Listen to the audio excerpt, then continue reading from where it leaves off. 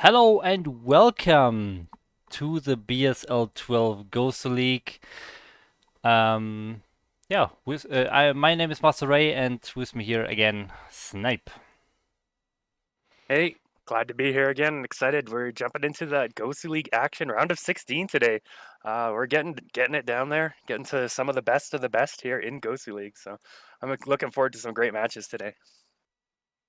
Yeah, definitely. And we have the round of 16, of course, today, and we will take a look at Group A. Let's check what players we have today. There we go. There you can see the Group A. We have Machine, American Zerg. I think he's probably the most known players, especially for the old school players and viewers. Has been around for many, many years, and he has recently joined my team, Team Red. So I'm really looking forward on how he will do today. Yeah, me too. I've played him a few times before as well in a couple of the Rogues Gallery tournaments for North America. Very strong player. He's someone I'd actually like to play with or against more.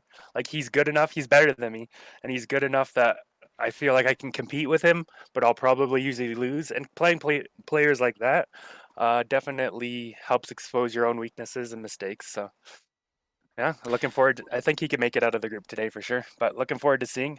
He did win actually. He won Chobu League a season or two ago as well, I believe. So Yes. yeah, look forward to him.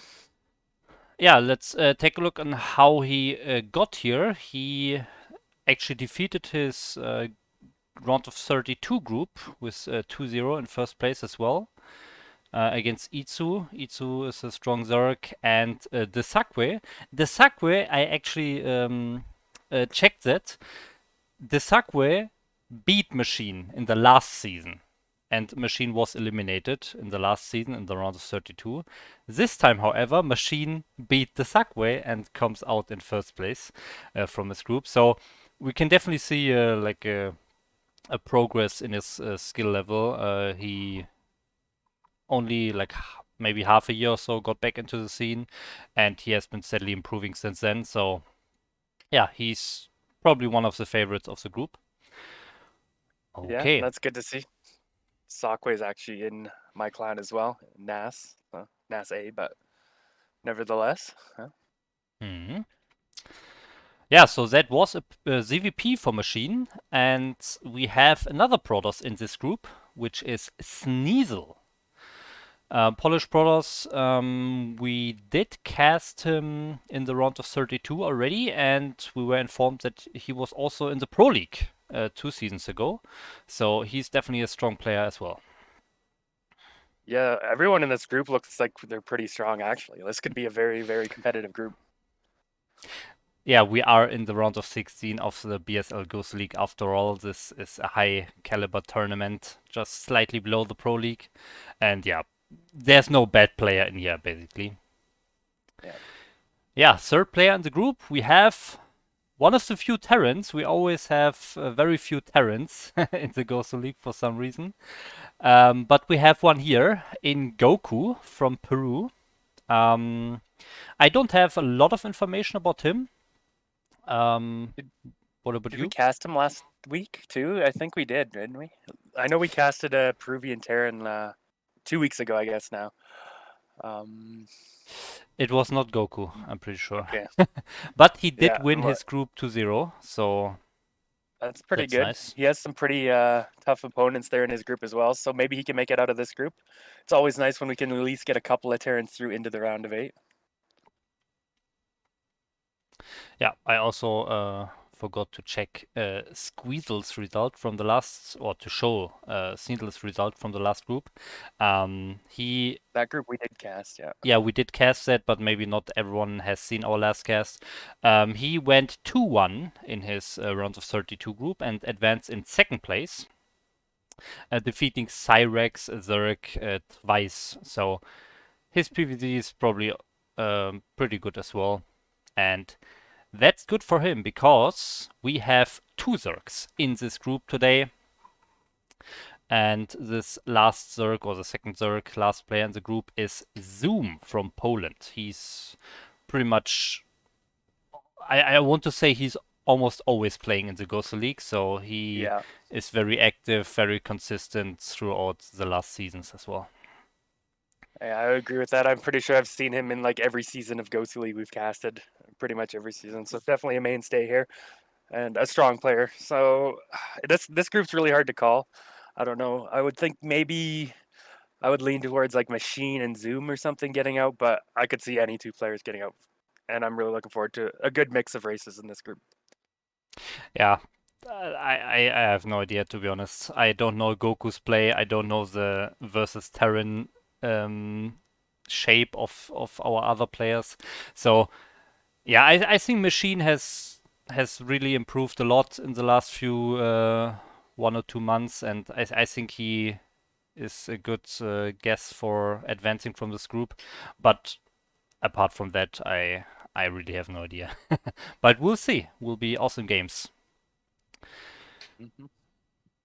So, also remember that in this round, the round of 16, we have all best of threes. So I think last time in the round of 32 we had best of ones. Here we have best of threes, so we'll have a lot of awesome games here. Okay, so let's start. Yeah, first match, as you can see here on the screen, will be Machine versus Sneasel. And the map they decided to start on, or maybe it was decided for them, I'm not sure, is Bluestone. Mm. Now this is an interesting map. Very old school kind of a map. Now I'm not a big fan of this, especially in like PVZ, just because of the walling. At the natural is quite difficult. You actually have to use your Nexus as part of the wall. Nexus, Forge, Gateway. We'll have to see how Sneasel wants to try and wall this off. Um, but it could be tough for him. We'll see. Yeah, I have brought the map up on the screen here.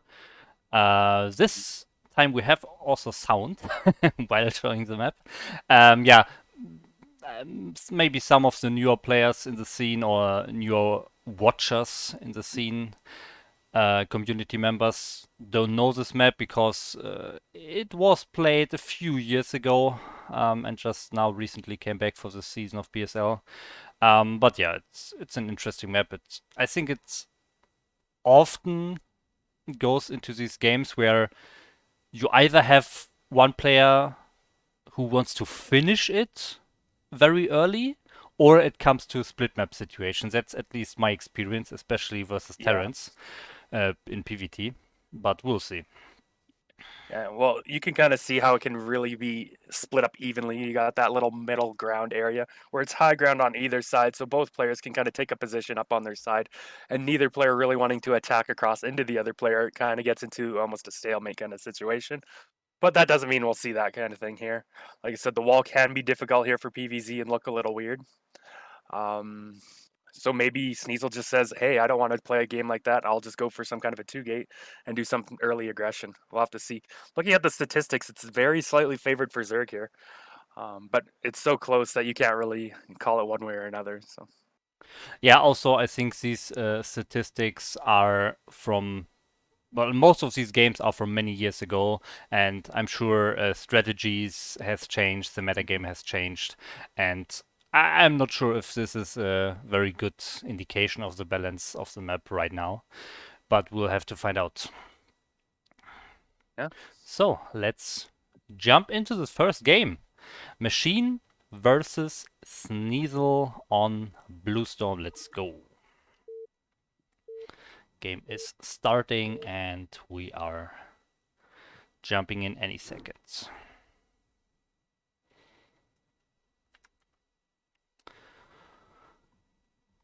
Okay, here we go. Yeah, in the bottom left, maybe we should switch the colors. We have our red Zerg. From America, it is Machine. all right. And in the top right, we have our Polish Protoss, none other than Sneasel. So yeah, we'll have to see how either player wants to open up here. I think you can open fairly standard here as Zerg. You can as Protoss as well, but like I mentioned, wall can be tricky. We'll have to see how that comes out. Another feature about this map, the Overlord's going to scout over it here now, is this little tiny choke here at your natural. That's small enough for like small units to fit through, so you can get your zealots or zerglings through there and through the middle. But if you had something bigger, like dragoons or ultralisks or tanks or whatever else, you would have to go all the way around through your third base area, up the ramp and around just to get into that middle area. So that could sometimes play into the strategies players want to choose on this map. Yes, that's definitely true. You have to make sure that you're also not getting counter-attacked by mass zerglings later on in the game or so, when you already have a third base and your units are not in the natural.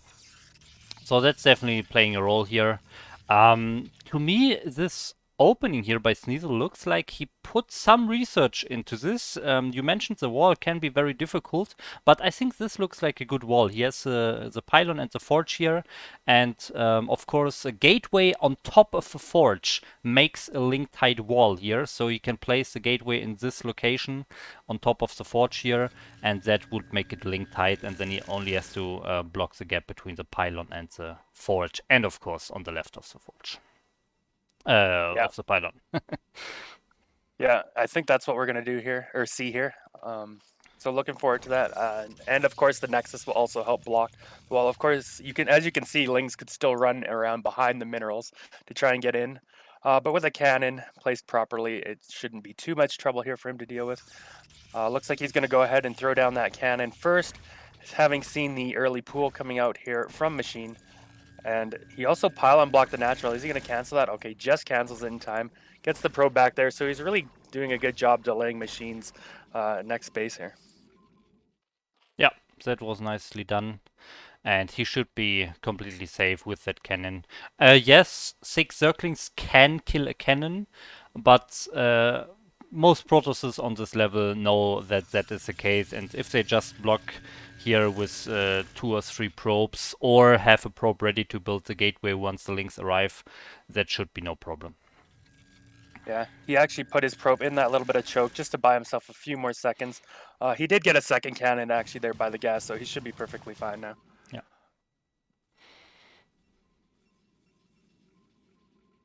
Okay, yeah, this second cannon, of course, delays the gateway slightly here. That means this whole tech tree, the cymatics core, and also the Vespine is a little bit later, so the scouting information with the core there, for example, if he wants to go for that, will be slightly later, and yeah, we'll have to see if Machine can exploit that. Yep.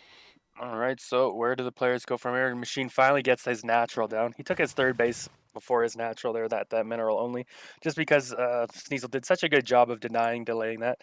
And that's nice for him. I mean, it's going to delay the second gas coming out from Machine as well as the second hatchery if he wanted to go for that earlier second gas. Like we can see the layers already started. So yeah, it looks like it's going to be pretty standard coming out here from Machine. Nothing too out of the ordinary for either player just yet.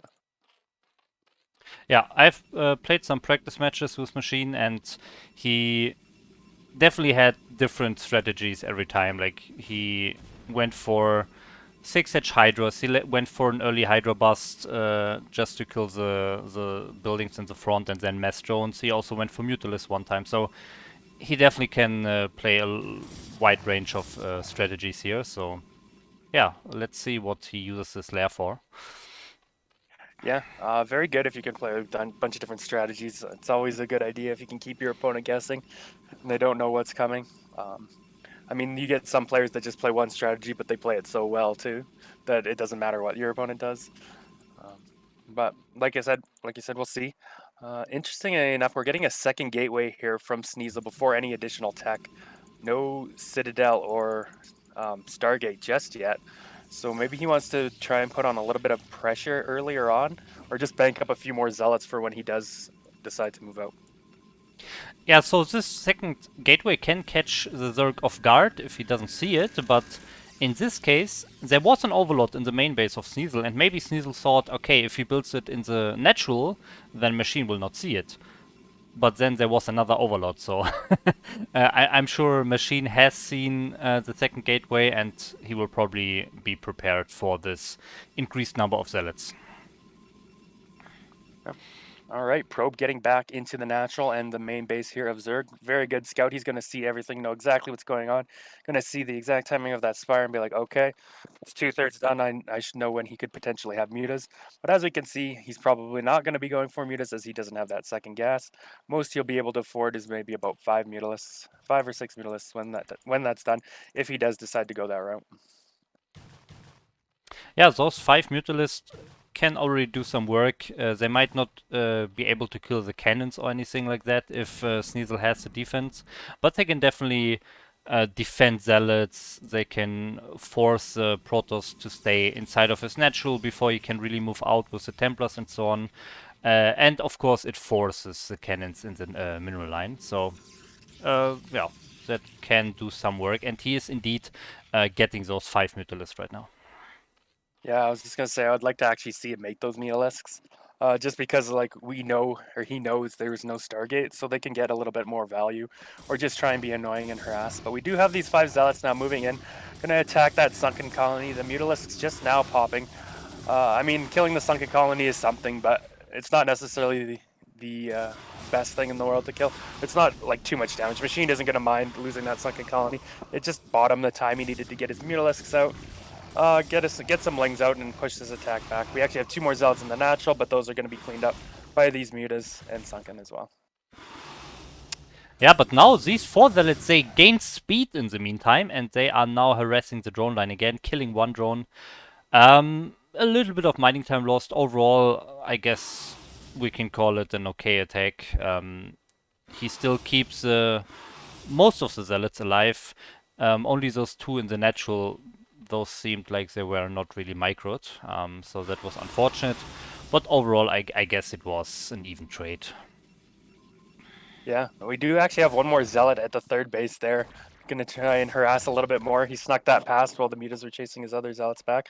So I like the place from Sneasel here so far, how he's been splitting up his zealots, how he did that attack at the natural, moved his other zealots back in. He's just forcing Machine to multitask. He's forcing him to pull drones and just to buy himself some time without actually overcommitting and losing his zealots. But in saying that, he does get a few zealots caught out on the map here. He's gonna have to get them back to his base. He actually has a DT blocking them. Okay, he is going to move that and get those zealots in. Loses 2 of them, and the other one's really badly hurt. A bit unfortunate for him there.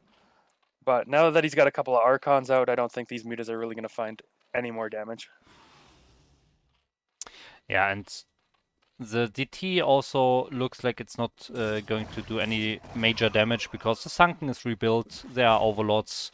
There's also the Sunken in the natural and overlord as well. So if it doesn't get into the main, it will not do damage. And yeah, it definitely doesn't get into the main. And Machine is actually making more and more Mutalisks. This is a very interesting approach here, but meanwhile also researching the Lurker upgrade here. So that's very interesting. Yeah, this is interesting to see. It's more like a larva-esque style, you would see, getting more and more mutas. This is, I mean, he knows there's no Stargate, right? So as long as he controls them well and doesn't get hit by the Archons, they can still be effective. Now, there is a Dark Archon also being morphed here in the natural for Sneasel. That is going to be for Maelstrom, I'm assuming here. Yeah, it is upgrading now, so Machine's going to have to be very careful once Maelstrom's ready. He doesn't want to get those Mutalisks caught and instantly stormed or killed by those Archons. That would just be a lot of value lost for not much gained here. Yeah, for sure.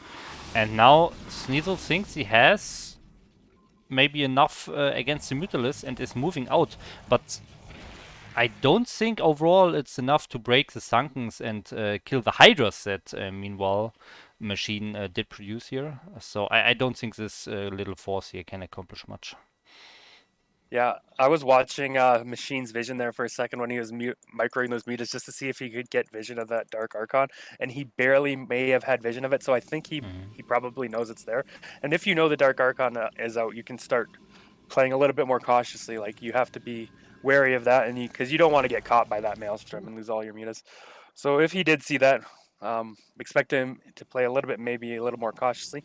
Those mutas, he's still going to scout around, look for that third base. He's going to see the probe there and be able to pick that off. So a nice little denial on that third base for Machine there. Meanwhile, he is going to fly the Mutalisk into the main. This is kind of dangerous. Is that Dark Maelstrom Archon is going to get in ready, there? but there is no Oh, storm. he got it! There is no storm. Can the Archons reach? No, they cannot. They cannot! Oh. Wasted! Oh. Wasted Maelstrom here. Oh, can you believe that? He got the Maelstrom off, but the Archons could only reach one of them and he didn't have Storm ready.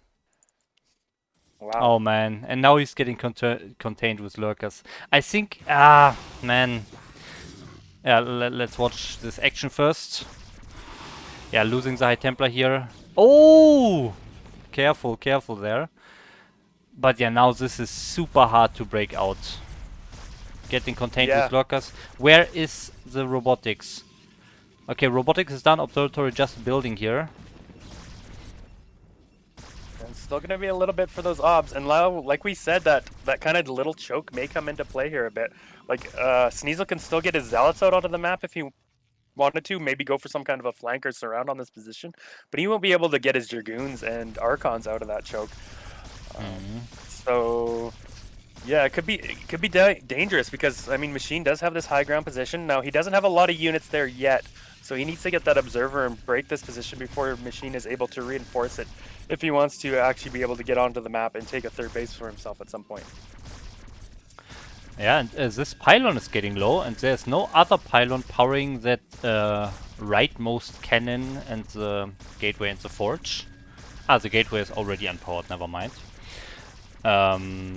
Yeah, it will be super hard. I maybe want to say that Sneasel maybe over reacted to the Mutalisks, and I mean he got 2 Archons and the Maelstrom, and also didn't research Storm early. He opted for the Maelstrom first, so a lot of answers to the Mutalisks, but now he has to deal with lurkers. Yeah, alright, well, he is going to try and bust out here. A Storm does go down, hits his own Archons, unfortunately, so he loses both of those Archons. But he does clean up those lurkers and push Machine back a little bit.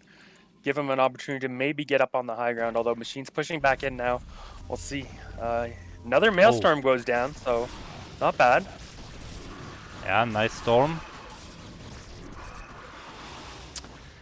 Oh, but he is losing the Zealots. It's definitely getting close. 4th base for Machine is up now, so the clock is ticking here. Sneasel has to do something soon. He has to break out. Oh, tries to leave here with Zealots.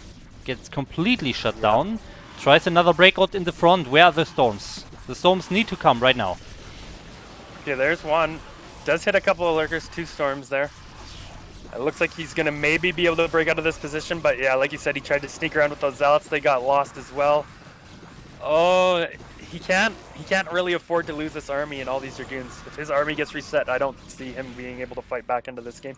But it looks like he will push Zerg back, so that's good for him.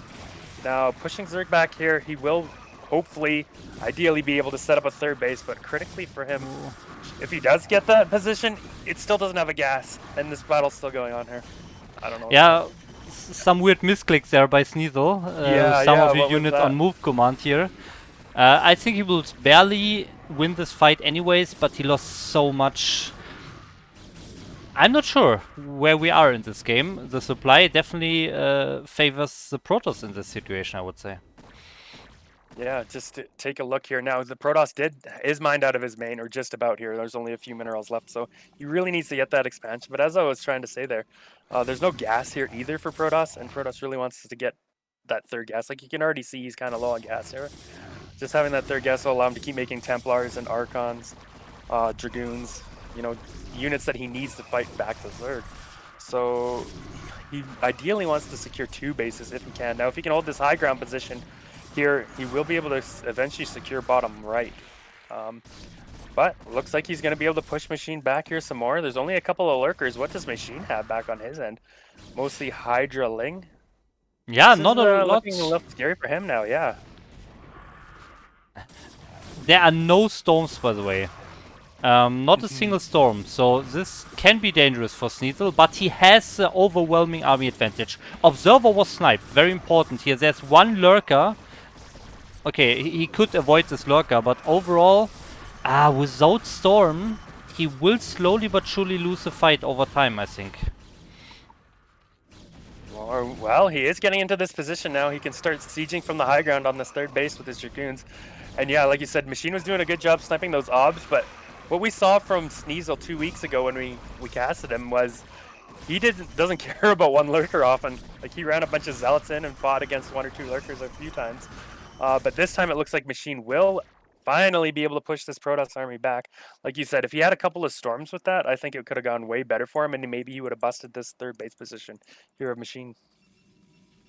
Yeah, yeah, we could just see that the pure Zealot Goon army can't really win the game in most cases. But overall, if I look at the supply, I still have to think that Protoss is ahead here. He has the third base secured, but as you said earlier, he needs another gas base very soon. And I think this will be the deciding point of the game here. Can he deny the fourth base of the Protoss or not? Yeah, we did see a group of zealots there at the top, trying to take out that fourth hatch of a Machine, but it looks like the Hydras will clean that up, defend that. So that's definitely good there for Machine. If he had lost that base, you would definitely say this is looking really good for Sneasel. After all that, I feel like the game has kind of evened out a little bit. Like, yes, we see Sneasel's 50 supply ahead, but that's not the end of the world for Zerg. Like, he can definitely set up, like we were talking about earlier, on this side of the ridge here with a bunch of lurkers, and it's a lot harder for Protoss to push in there once he's already set up. But it looks like he wants to maybe move in for an attack. I don't know if this will work out. There are no observers actually with this army, so never mind. Sneasel won't be able to engage just yet. Oh, and this lurker on the observers? right killing 2 High Templars. Oh, he only has 1 High Templar there, just lost 2 of them. Observer is coming, however. Oh, and wow, is he just going into the natural? There are no units around, only those 2 Sunkens, and he just runs past. He's running straight into the main here. Maybe he'll be able to snipe something off, like try and kill some drones, snipe off the pool or the Spire. We'll see what he wants to go for here. Looks like the Spire is probably the choice. But Machine is sending some wings back to help defend this. Will he? I think he'll probably be able to clean this up before any buildings get lost, so not too bad there for Machine. Meanwhile, Sneasel is now pushing across that middle ridge onto the other side of the map now that he has this observer. One storm goes down. He's still got another one. Will we see it? Yes, very nice storm on the Hydras on that high ground there. But I don't think he really has enough to fight this at the moment. Yeah, okay, he picks off some lurkers, but yeah, I agree. And I don't know, it looks so weird. He's pretty far ahead in supply, but I can't see him like killing Machine here. There's no way he can fight against all of those lurkers. He has 3 Templars now, but yeah, I'm not sure. There's a maybe control he just group has. At the third. He's just moving it towards his main army now. Okay, there we go. I think he just had a control group sitting at the third. So now this army's starting to get a little bigger, a little scarier. Like we're saying, we do have 3 Templars here, so we'll see if he can get something done in this attack. Good storm here. Keeps the Zealot out of the lurkers range. That's very important as well. But now, not a single storm left. And yeah, no, he cannot push up this ramp against the lurkers. He has to find a way around this defensive position, I think. Another group of Zealots sneaking into the natural, but it will probably be defended. But this is a nice move here, I think. He's using this time that the Zealots buy him here to run around and really get into a nice position to attack the force, avoiding this nice lurker field here. What is this? There's a Spire up here at the fourth too.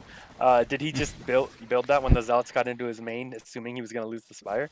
Probably, Or yeah. is that like a mistake or something? Or interesting. But he's actually probably going to lose this Spire now. But like you said, again, he's got no Templars with his army.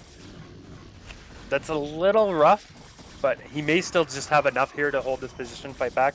Are there any observers though? Oh, I don't see any observers, so I think Machine will actually clean this up. Even if you can see all of those lurkers, I don't think you can kill them anyways. Yeah. Yeah. There's just way too much here for Machine. Yeah, so many fights without High Templars. Sneasel had the big supply advantage, he had the big army, but I feel now, yeah, He thinks so as well. He lost that one advantage that he had, this the supply, the army numbers, but he was too far behind in the economy. He just secured his fourth base here, but there are no cannons. He just lost his whole army. He's down in supply. There's no way he can really play a long game from here. Yeah. That was, I mean, it looked like Machine favored for a lot of it in the early game. Sneasel seemed to be able to fight back and get himself back into that game, but he had a couple engagements where he just didn't have enough storm or he didn't have those observers there, and you really need all the pieces of the puzzle together as Protoss if you want to be able to compete and fight back against the Zergs. So, bit unfortunate for him. He did look good though. Like I think if he just had a few more Templars, a few more Obs, that could have gone a different way for him. So maybe he can fight back and take this to game 3. Yeah, I hope so. The next map will be Polypoid, and we are loading up the game here. Yeah, I don't think we have to show Polypoid on the screen. I think that's probably the most played map nowadays. So let's jump right into game 2 here, Sneasel versus Machine. Let's go. And the new Fighting Spirit. The replacement for Fighting Spirit. We have some lag issues here. Yeah, maybe we should put it on extra high. Probably my bad. I alt-tabbed for a minute to check the stream, if the stream was up. All right. Okay, we're almost ready, and now we are. Let's jump in. Okay, so in the bottom left of Polypoid, we have the winner of the first game. It is Machine. All right, and in the top left, down a game but not out, it is our blue Protoss, Sneasel. Yeah, All right, and well, of course, yeah, go ahead. no, sorry, go ahead. I just want to say, and even if he loses the second game here, he's still not out because we are still in the round of 16, which has groups, of course, and that is like a double elimination system. So you have to lose 2 games to really be eliminated. All right, well, Sneasel did look like he was maybe gonna send that probe out to scout, but he just, excuse me, danced it around in front of his main. So this will be a 9 gate coming out from him. So he's going to be looking to do some kind of a gate expand with some early pressure, see if he can't punish Machine or try and trade efficiently early on and get a little bit of an advantage there, force him to do some multitasking. And I think we saw last game, like Sneasel had pretty good multitasking, right? Like he was able to send zealots at different locations, attack in different locations at a time to really tax Machine in the early game. So I think this is a pretty good choice by him. Just try and force Machine to be thrown off his game a little bit if he can't keep up with the multitasking. Yeah, for sure. I mean, he definitely had some moments where it looked like he could finish the game if he just has those high Templars in the army in the correct moments. He might be able to do it with his multitasking and macro. Yep. All right, we did have a drone scout, and then it turned around, and now it's turning back around. What is this drone doing? I guess it's. Oh, I bet it's waiting for the zealot to come out to try and body block it, to slow it down. Very nice. Yeah, look at this. Nice play there. You don't want to be losing that drone, but if you can body block, slow that zealot down a little bit, just to buy yourself some time to get those lings, it can be very helpful. Yeah. Yeah, he's trying to do the best here, but only one. Okay, maybe here a second little block, but loses the drone. I mean, I have to say that's the best feeling for the Protoss. The Zerg donating a free drone to you before the Zealot even reaches the Zerg base. That's so nice. Yeah. Oh, is he gonna get that one? Okay, it makes the gas just before he's able to snipe it. So yeah, like it was a nice play from Machine. I like the idea, but if you don't execute it properly, or if you're a little careless or something, you can lose that drone, and then it's better for Protoss. Even if you did slow it down a bit. But now we do have 6 lings out. We'll have to see how the control is. Even 8 lings, 2 at the natural. So if Machine needs to like pick something off here pretty quick, and he does get that probe, and he gets a nice surround on this Zealot, so looks Yep. like he will lose that Zealot and be able to pick off that Zealot fairly quickly. Although Sneasel does sneak it out, so it is still alive. Yeah, and now it will die here. Sometimes I have to say I would like to see Zergs sending those Zerglings that they are producing from the natural, for example, straight towards the proto space, because we see the second zealot is not here. There's no cannon. The gap is not closed yet. If he sent those 4 Zerglings that were sitting at the natural immediately, maybe he could have gone in. But now the second zealot will barely, really barely arrive here. Look at this. We got Machine scouting around with these lings for the Zealot, and there is the Zealot wandering around. I think he just barely missed it. The Zealot did see the lings and turned around, but now he's coming back. We'll find a couple of lings, so now they both know the other is aware. Meanwhile, Machine poking in the front with those lings, seeing if he can't break in or find a gap, but Sneasel's got that closed up just nicely with his cannon morphing in, so both players should be in a great position. Yeah, Sneasel hiding the zealot here. It will not come out anymore, but Machine is basically forced to let some units stay here. Otherwise, of course, he risks that the zealot is getting into the natural. And that's what he's trying right now, but yeah, gets intercepted by the rest of the Zerglings and goes back to his hiding spot. Yeah. I wonder if Machine pulled out thinking, okay, I know the Zealot's there. If my lings are gone, maybe he'll move the Zealot and I can get a Yeah. surround on it. So nice little mind games here going on both sides. Like, hey, I'm gonna move out of the way so you move your Zealot so I can come kill it, right? Um, but in the end, he does lose that Zealot. Only traded out, I think, 1 Zergling, maybe 2. Hmm. So fine trade there for Machine. Now, where the players want to go from here? We do have a Stargate coming out from Sneasel this time, so it won't be the same strategy. We also have a Zealot that snuck into the main. I missed this one here. Yeah, I also missed that one. Must have sent it from the natural. So this one is seeing that there is no lair. That's an important scout. So you don't have to invest too much into Corsairs or cannons in your mineral lines because you're sure, okay, there are no Mutalisks. So he's getting the Corsair anyways. Maybe you can get some Overlords or you can get the additional scout information. But you don't have to overmake Corsairs here or get the cannons. So that's nice for Sneasel. Yeah, we have an Evo chamber already here from Machine. It's not upgrading anything just yet. I don't know if he got that just intentionally for a wall or what. We'll have to see if he wants to start upgrading anything. No Hydralisk Den quite yet, but I imagine we'll see it soon. Okay, no, he's going for a lair. This is a interesting build. It's like 5 hatch into lair without a Hydra Den. So he's going to rely mostly on Zerglings to defend, I guess. Okay, there is a Hydra Den just being started now at the 3rd base. Definitely different build from both players here. Yeah, it's an interesting combination of getting the Hydroden, but also getting the Spore. If you just get the Hydroden slightly earlier, you can save the drone and the money from the Spore or the early evolution chamber and get it a little bit later.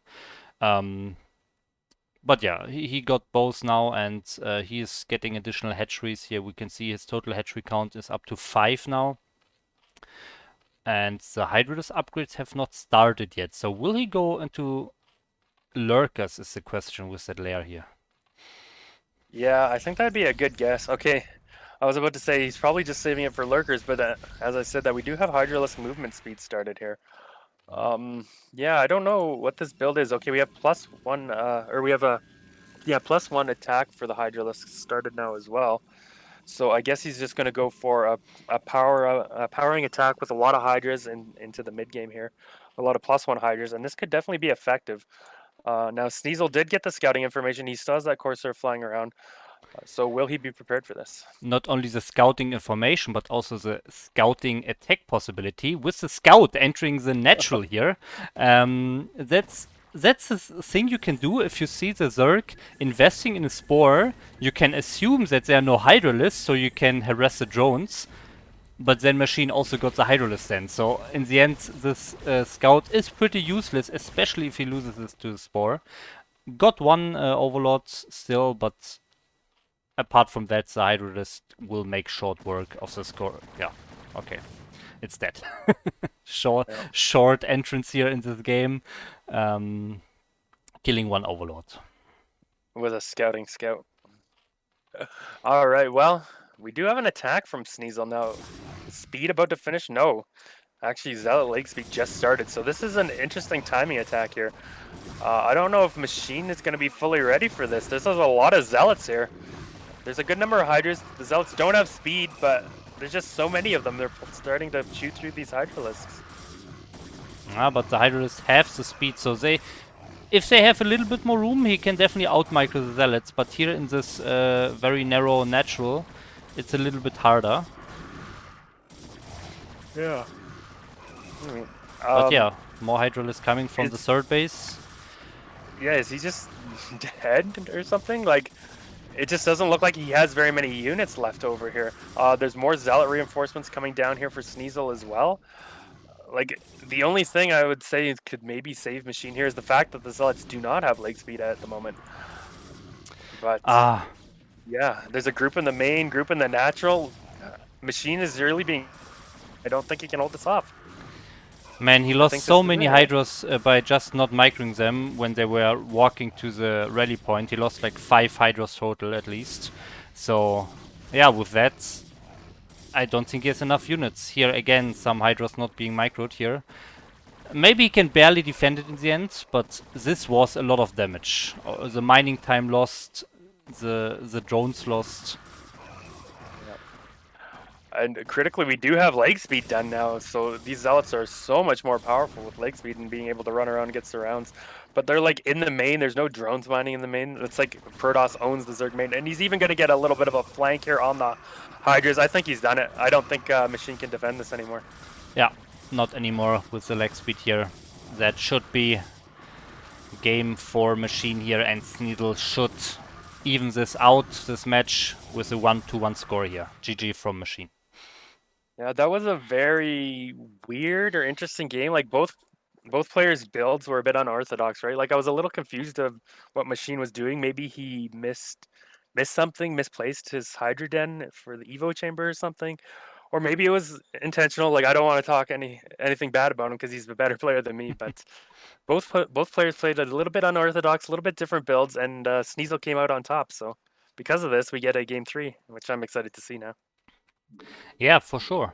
Yeah, was very very weird builds from both sides. You could say Machine intentionally got the evolution chamber for the spore to force the scout, but then countered with the Hydras then. But I don't think you can ever plan with your opponent making a scout. So let's not consider that possibility. All right. Well, game number 3. We'll see how it goes out. Like these players have definitely looked pretty close, pretty nicely matched here so far. So I'm excited to see what this game 3 can bring us. Yeah. And game 3 is loaded now. We are jumping in. The map is Eclipse, another very well-known map. So let's jump right in here. Game is starting. Okay, so in the top right corner we have our Zerg player Machine. All right. And in the bottom left, our blue Polish Protoss, none other than Sneasel. So 1-1. Winner of this game will move on to the winners final. Loser will move on to the lower bracket, but neither player will advance or be eliminated from this game. Still, it's always nice to get that first win under your belt and secure yourself at least a spot in the winners final. And if you lose that, another chance to advance, right? You have 2 chances to advance, whereas if you're coming from the loser bracket, you're down to your last chance to advance. So it's still a very important game for both players here. Both players will want to win this. Better bring out a very good strategy. And looks like Sneasel is maybe going to go for the 10 gate this time instead of the 9 gate. Yeah, usually if the probe is mining the minerals, it's not coming back in time for the 9 gate. But with Eclipse, I think the scouting pass could be, or the distance between main and natural is maybe short enough, but still, you're right. He's going for the 10 gate here. Yeah, that 10 gate was like perfectly placed, perfectly timed. Meanwhile, what did we have on machine side? Looks like it was a overpool. Mhm. All right, and he's just going to play pretty standard drone up. Imagine we'll see him try to take that hatchery. Now, will Sneasel be able to deny and defend this as long as he did in previous games?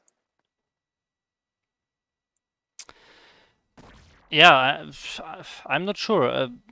Definitely, overpool is it should be good against the Zealot coming. So against the 10 gate, the overpool is usually the best build that you can have. Um, but yeah, oh, this probe is getting a lot of damage on the drone, but oh Oh, wow, if he gets this drone, that is a nice move. If not, maybe he wasted a little bit of minerals. Oh, can he get oh it? my God! Will he get it? Get it! Oh no, he's gonna get it. He's gonna get it. No, drone gets Ah, away. He stopped microing the probe for a second. That was so close. But he has done a great job at delaying this hatchery. Like, the hatch timing for Overpool is just after 2 minutes here. So this hatch has already been delayed by like 30 seconds, which is huge. You definitely got to give the advantage here to Sneasel in the early game. yeah. Oh, also another drone here.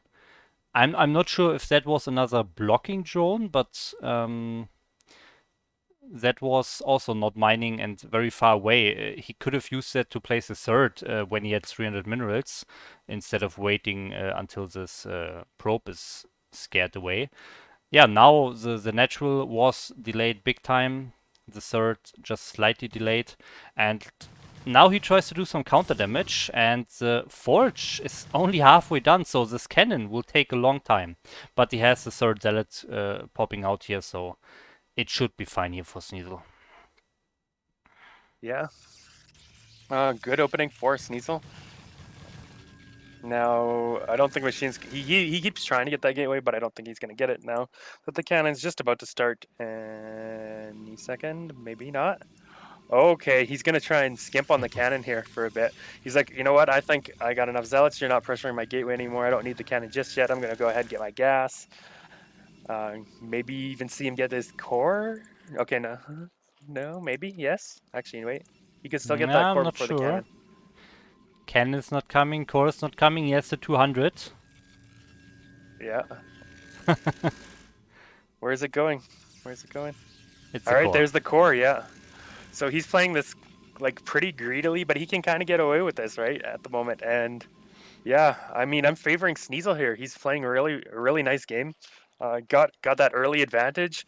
He's got away with no cannon. Look at this. He's even pushing out with no cannon. If Machine had a bunch of Yeah. speedlings or something ready to backstab, he would be in big trouble. Yeah, you cannot do that against speedlings, but Sneasel's just doing it. Um, I'm not sure if he had scouting information of the gas. I don't think so. The probe, I think it was killed after blocking that tree. So this is a little bit of a risky play by Sneasel, but it works out perfectly fine here. And now he has to micro those 5 zealots, and he will probably do some damage, if not only forcing the zerglings. It's also good enough here.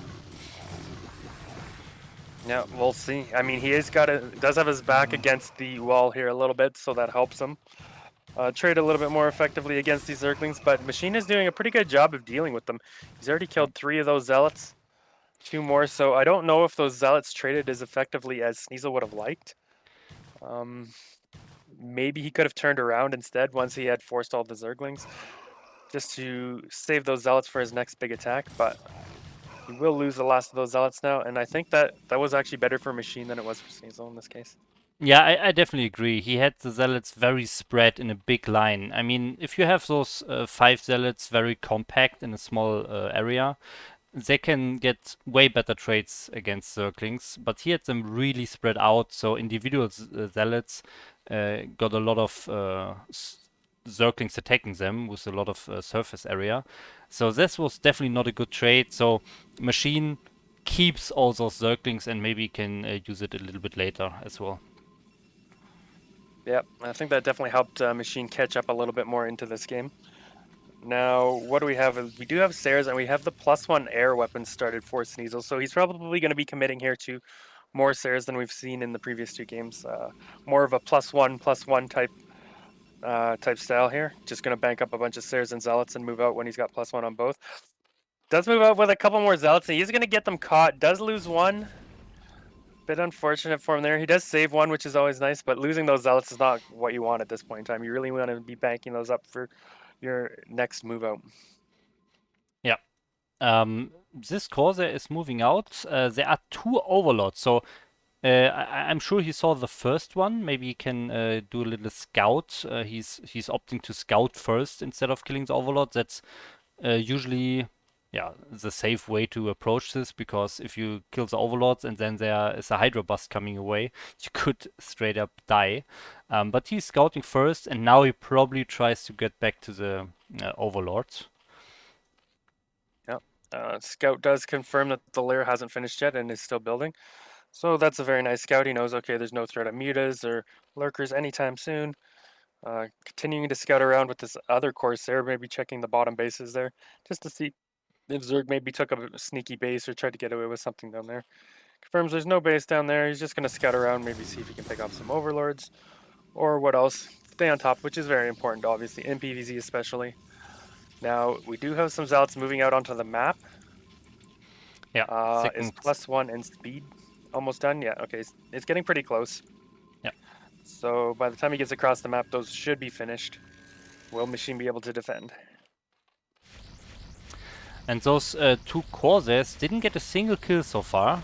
And now it looks like maybe he's getting this one Overlord, but no, too many Hydras. So far the Corsairs didn't really accomplish a lot, and now he has those 8 Zealots, but there's a Sunken here in the natural, and there's also a Sunken making in the third base.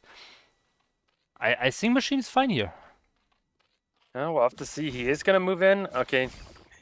Pokes in, decides, okay, there's too much there. I can't really take that, and turns around. I think that's probably the better choice here. He did lose one of those Corsairs to some Hydras at the third base. Still got one alive scouting around, seeing no Spire or anything yet. So he can be relatively safe. He knows he doesn't necessarily need cannons or anything in his mineral lines just yet. Now he's just going to roam the map with these Zealots. Maybe see if there's any lings or some hidden hatchery or something around here that he can pick off. Of course there is not, so he's just going to turn around once he sees nothing there. But never hurts to scout around, at least just see if you can pick something off, if there's something straight you can pick off. And he's just losing the second Corsair. So he just lost both Corsairs while getting the +1 air attack upgrade, and he didn't even kill a single Overlord. So and he's not producing any more Corsairs. So Yeah. this +1 was not really accomplishing anything here. And also he did not see the Spire that was started in the natural of Machine here. So that could be a problem. Yeah, we'll have to see. I always question Protoss when they go for +1 on the air and only make a couple of Corsairs. It's either, get +1 and make a lot of Corsairs, or don't get +1 and only make a few Corsairs. But now he gets these Zealots trapped in here. Okay, he manages to get out with about half of them, but he does lose a few for free there. Not what you want to see. He's going to have to run those home, try and meet them up with his army. Looks like he's positioned to try and take a third base. But this is a pretty big army for Machine here. There are a few storms. Maybe only 2 storms available. Okay, there'll 3, 4, couple more just finishing now. So maybe he can hold on if Machine were to move across the map. But I am starting to get a little bit worried. If Machine does a good job at dodging, if he pressures Sneasel at all, he could be in a little bit of trouble. I have the feeling there's not a single dodge needed, because Mutalisks are on the way with all the Corsairs dead. He will just lose all the High Templars, and the game will be pretty much over, I think, if Machine can snipe them before they get storms off on the Hydralisks. Oh, we'll have to see. Flying in here now, seeing if they can find some.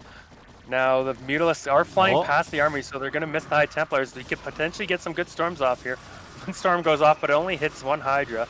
Another storm, but again, they're on the retreating Hydra, so it's not getting a lot of value out of these storms. Oh.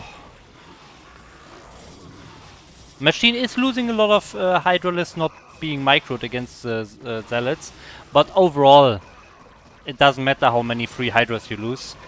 if the Protoss has no Wow. storms left for the Hydras, okay, or only maybe 1 or 2, Protoss will not win the fight against Mass Hydras, and yeah, Yeah. that's it. That GG. felt like a terrible trade there for Sneasel. He just lost so many Zealots at the end for almost nothing, and he lost all his High Templars without getting. He got a couple of storms off, but they weren't really on anything. So that was about Yeah. the worst fight he could have taken with the army he had. It's just a bit unfortunate for him there, but very nice there for Machine. He did a good job picking off those High Templar, and he will advance to the winners match.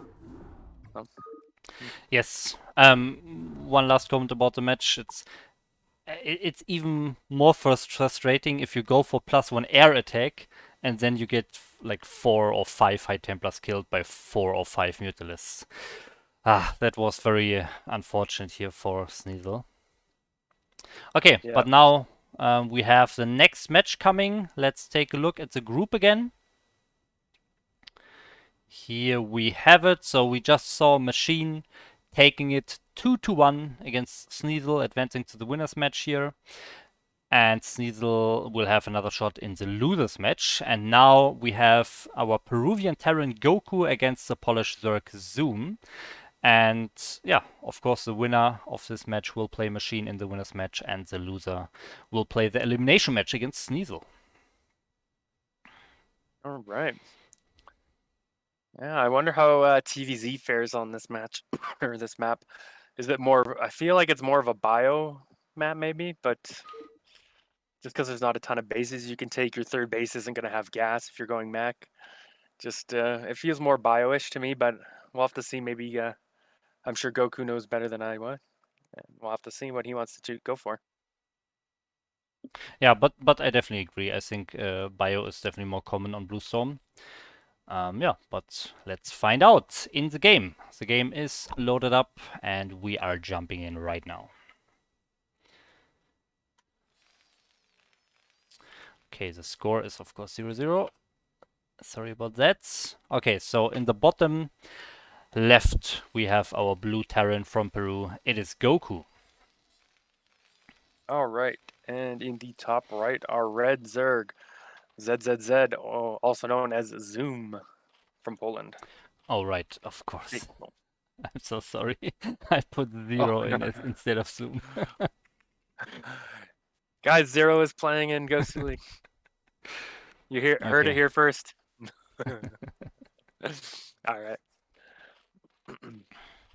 Well, what do the players want to do? Looks like Goku is going to throw that first supply depot there to kind of block the behind his minerals. It feels like it's almost like a little bit of a harder map to go for a standard Rax expand kind of thing on as well. Because Zerg has a lot of options, a lot of space where they could kind of run around, and having build the depot in his main instead of kind of towards the natural to try and start wall it off makes me think maybe he's going to take a slightly later expansion, like a factory expand, or maybe he just wants to go 2 racks, or maybe he'll still expand and just get a bunker up and wall with a bunker and supply depot. We'll have to see. I Mhm. don't know how Terran necessarily wants to play this. It is definitely possible to create a wall with just one barracks and one depot here in the choke. Yeah. I've tested that recently. But yeah, since he's not going for that, as you say, he will probably go for second Rex or the bunker very quickly. And probably needs that scouting information first and then decides what he wants to do. We got a comment from Hatchet in chat just to tell us how confident Zero is that he would qualify for Pro League if he wanted to. So he couldn't be here in the Ghost League. He would definitely be in Pro League, right? Probably, yeah. Uh, I mean, if you but rig the rules a bit because it's your tournament, it's definitely possible. No, just kidding. He's also Zero very gets a skilled. couple hundred free ammo. Yeah, he's definitely a very good player as well. Yeah. But yeah, getting back into the game, the SCV was killed there. Now he should know, or he did see that gas time, so he should know this is probably a 2 hash build, and he is going to go ahead and do the command center rack expand. I was questioning this a little bit just because normally you might see the Terran try to build his um, barracks or something up here a little bit further just to help wall. Like it's a similar idea. What we talked about in that PVZ is the walling is a little bit wider, can be a little bit more difficult. Just having extra buildings up here to kind of wall yourself in, protect yourself against a bunch of early speedlings can be useful. And especially now that he lost that SCV, like he doesn't know if Zoom is going a bunch of speedlings in behind this. And if he did, like he could run into the main easily or Yeah. bust a position here. Now, even with that bunker, like he could just ignore that. Now, I like this scout. Okay, Goku is going to send another scout out to try and find these Zerglings, see if they're coming. Oh, what is this? The mind Oh, read? Like the wow. Zerglings tried to dodge the scout, and then the scout goes up and catches them. Yeah, that was a No way. weird movement of the SCV there, perfectly scouting the zealots, the Are zerglings. they both are map hacking or what? No, just kidding. Only kidding, of course. But now we will have the Zerglings get into the choke here, and we'll see. Like he can definitely run around this bunker. We actually have a bunch of SCVs pulled from Goku to try and block that run by. Yeah, he definitely knows that's a possibility here, and he doesn't know if speed is finishing, because yeah, he doesn't know how for how long Zoom has been mining the gas here. So speed could be done. So he pulls the SCVs to make sure they are not running in. But now he saw the Zerglings, he saw the speed is not done, and it was a lair first actually. And we see the Spire. I don't think he saw the Spire. I think the SCV left before the Spire was started. Okay, now the fact that he didn't see a Hydralisk den will probably tip him off that this is most likely or should be Mutalisks then. Yeah. Now, no turrets started just yet, but of course he doesn't need them quite yet. Now we do see a second barracks coming down from him, and now this is kind of where I would have expected his first one to go. But you can see now how he's really walling and choking this off, and Zoom even just diving in there with those links, seeing if he could potentially get a run by. But with that barracks there, there's not really much opportunity for him to sneak into the main. So nice positioning there. Now this looks like a 2 racks academy type build, but the academy hasn't been started quite yet for Goku. Okay, I stand corrected. He's actually going up into a 3rd racks here. Yeah, the +1 is almost halfway done, Oh so yeah. we'll probably see +1 attack. As soon as this +1 is done, he will probably move out, but he needs to start the academy anyways very soon to get the medics in time for the +1. If he starts it any Academy's already later, done. wait. It was hiding on us. It was hiding below the minimap. I'm sorry. Yeah, Sorry guys, the academy there we has go. finished. We were just blind. We couldn't find it hiding under the minimap. Okay, so yeah, Look he at will this. go for that +1 attack, so he will get the medics and he is getting the stim. But the Mutalist out. He's confirming the Mutalist now, and a Hydrogen is also here, and I think the SCV also scouted that. So he probably will assume that Zoom is not staying on a Mass Mutalist, but is only getting a few, and that means he can actually go for the move out here. Yeah, I really like that timing of that scout from Goku going into the natural and main there with the SCV. It really just showed, like, hey, or kept the mutas back, sorry, from Zoom. Just buys him a few more time, and like perfect timing, like you said. So he was able to confirm the Mutalisks and buy himself a little bit of extra time. So nice little play there from Goku. Let's pick off those Lings. I don't know if these mutas are going to be able to find too much damage. Turrets are up. They're in pretty good position here around his base. He's up on 4 Raxes now. +1 is just about to finish out, so he may even be looking to try and start pressuring and pushing Zoom and his Mutalisks back here. Yeah, but the lurker upgrade is already halfway done. The third base is up. Gas is well, the extractor is getting built here. So yeah, I don't think Goku can do something about this anytime soon. Did pick off one of those Mutalisks. Don't want to get too close to the ledge. That would allow Zoom a chance to micro that group of Marines down. But now he has another group of Marines, and he's trying to join them up here. And once this joins up, he's going to be able to start pressuring out on the map here and start getting some map control. Yeah, and the Hydralisk moved very close to Goku's base, and that could be what loses him the game, because it looks like Goku is now seeing those lurkers, or maybe No. not, or changing Is he direction going to in the miss them? last... He I think literally is. just has to go up on the high ground. Oh, he misses them. Okay, I just want to say if Goku catches those 5 lurkers now, he can also clear the third base, but this is a weird Wow. situation now. So what is Zoom gonna do here? Will he defend his third or will he counterattack into the natural? That feels bad. He just missed them going up with the other group too. Now, lurkers are going to run towards the natural. I mean, this group of Marines should be able to kill the third base here of Zerg, but like you said, is he going to be able to defend at the natural? He's building a second bunker, realizing this is a possibility, but is it going to be too late? 5 lurkers run in here. There's not a lot of Zergling support. Oh, they're going to run Ooh. straight into the main and get on top of the production here and into the mineral line of Goku. Yeah, also no, this blocking barracks was not in place anymore, so he could just straight, yeah, run in straight into the base here. But 2 lurkers already dead, and I mean he killed the third base instead, so I would not count Goku out here. Sure, it's always bad if lurkers are in your base, but I don't think he takes too much damage here, to be honest. Yeah, he picked off another lurker and a half there at Zoom's natural. He's got more lurkers morphing. They're both kind of trading blows here, but it looks like Goku was about ready to clean this up. He stims and goes in. There goes the scan. Will be able to clean up the rest of the lurkers in his base so he can get mining from that natural again. Now that the dust settles, where are we? Who's ahead here? I feel like Terran might have a little bit of an advantage even after all that lost mining time. Yeah, I think the lurker attack did less damage than expected. Maybe it would have been better to burrow the lurkers on the production here instead of going to the mineral line, because that allowed Goku to get a sizable marine reinforcement group to clear the lurkers. Oh, but now he gets a tank caught here. All right, well, another run by attempt coming in here from Zoom. Will this work? I mean, he's getting on top of the production again, but there's more than enough army out that should be able to deal with the lurkers in his base.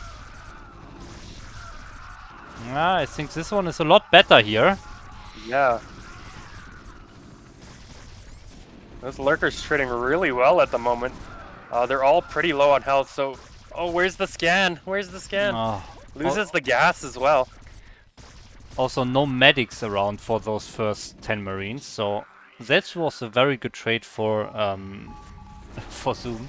Of course he loses the lurkers eventually, but I think this was a way better attack than the first lurker move here.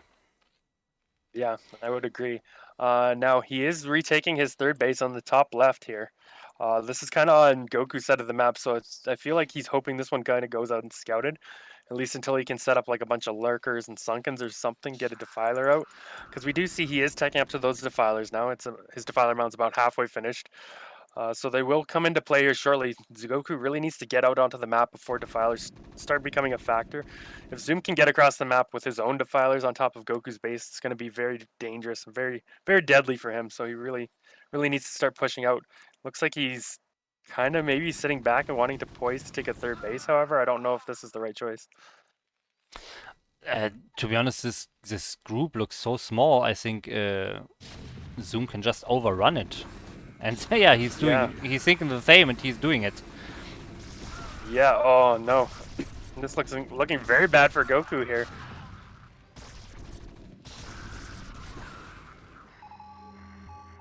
Well, he managed to save some of his units, but Tank is going to eventually, kill these lurkers if Zoom doesn't move them. But Consume is already over halfway done here. And I'm sure the Defiler, is there a Defiler? Is there... I don't see a Defiler yet, so... Okay, no Defiler here available so far for Zoom here. But, I mean, if he had the Defiler now, Consume is finishing right now. He could just Dark Swarm the Natural here. He is building really a Defiler now. Yeah. This top left base now could actually come, like, he could get the filers to the natural a lot quicker if he's building them at the top left base. We can see he's actually just droning up there, but if he had built even one defiler there, it would get to that natural really quickly. I was like, oh, maybe this is the big brain play here, right? Build your defilers at this hidden base and they're going to get to the natural so fast. Yeah. But the defilers are walking across the map now, or trying to. Looks like he doesn't fit through that middle choke, so he's getting stuck.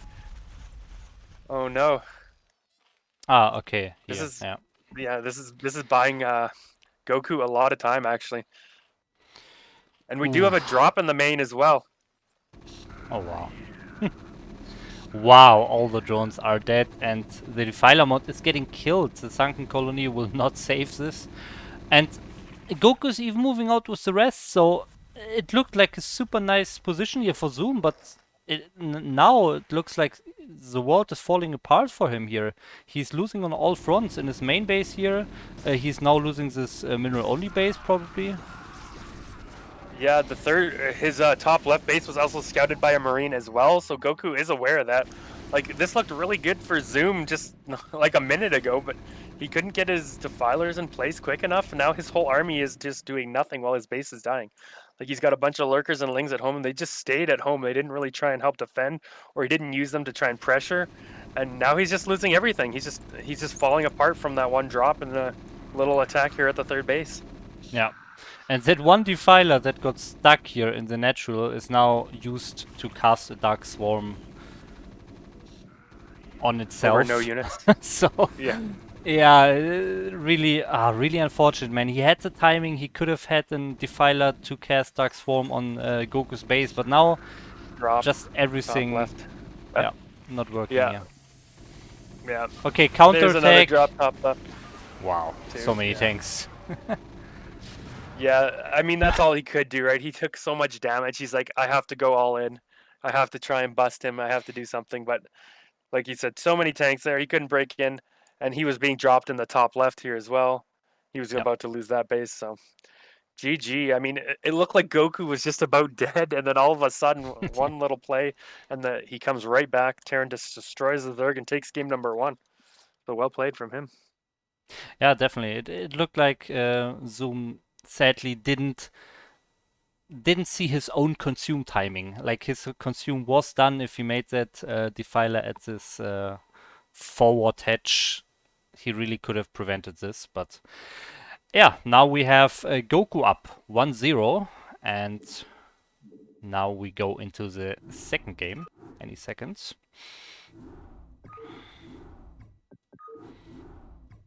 Yeah, will we get another game 3? I mean, like we said, Zoom was looking good there for a while. I think he could have taken that game, so maybe he could take this game and we can have another game 3 on our hands. Yeah, and the map is actually Tollcross. So this is a well, it was a very popular map many years ago, but has not been played in the last few years. So I will put it up on the screen here so that everyone can see it. Yeah, what do you think about Taucross? Yeah, I like this map. A little known fact is I actually suggested they put this in the ladder pool a long time ago when Remastered was still new at the Zotac event.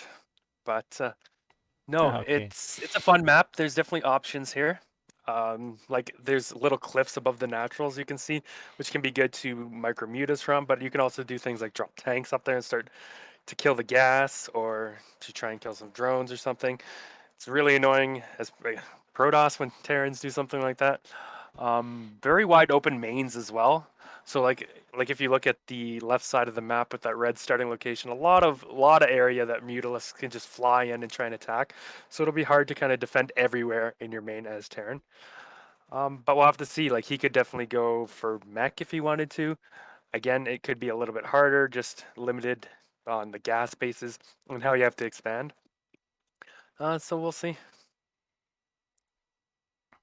Yeah, let's see how it plays out. I definitely think that some of the starting locations are different from others. I mean, it's a three-player map in Yeah. general that makes it a little bit harder, but I think especially on Torcross, you can see that they are not equally fair in some situations. In my opinion, I can't tell you the specifics about Terran versus Zerg. Maybe they are fine there.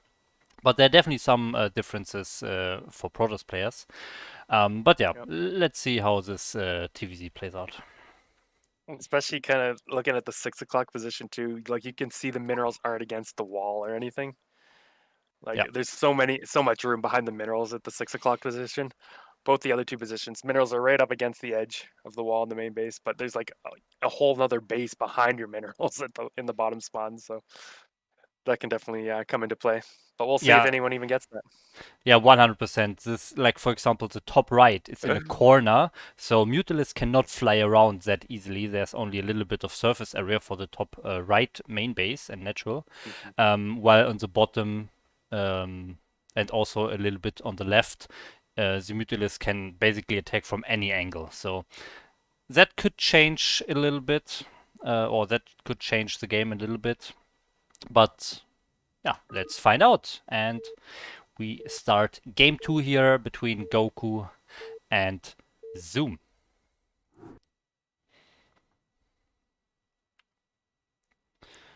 Okay, and here we go on the left side of Taucross. We have our Peruvian Terran up 1-0. It is Goku. Asking if it's a bow 3 or a bow 5. All right, and in the top right are Red Zerg, ZZZ, or Zoom. Now, he's continuing to ask, oh, maybe he had it on Ally Chat before. Probably, yeah. So, yeah. Now, what we were talking about before about these open bases and places for Mutalisks, Zerg here is in the best location for if he's like, okay, I'm going to go Mutalist this game because I know I'm in top right. Uh, I know my opponent is not in the position where Mutalisks would be the least effective. Not that they would be necessarily bad in this position either, but they're a lot more effective, excuse me, against the other two spawns. So look for probably Mutalisks, I would say. Meanwhile, Goku's got to be thinking, okay, I've got this open area, huge open base here on all sides, like a lot of area for Mutalisks to come in. So we'll see if that plays any factor in his decision for what strategy he wants to go for this game. Yeah, he's again building that supply depot near his minerals, so he's not opting for any kind of wall, but is now sending the SCV out to make the barracks. So pretty much the same opening that he did last time, position-wise from the buildings. And on the other side, we have a Zoom with an yeah, what was it? It was a 9 pool actually, 9 pool into drone trick. So he will have some early circlings. We have not seen that last game, I think, and Goku was fine having only like one marine and no bunker in the very beginning. This time, yeah, those early zerglings could do some damage if he doesn't scout it, but luckily Goku is scouting the correct direction here. Yeah, he saw the Overlord as well, so he knows exactly where this is. We do have Zoom hiding a drone here behind the minerals to wait until that SCV, excuse me, goes by so he can take the hatch.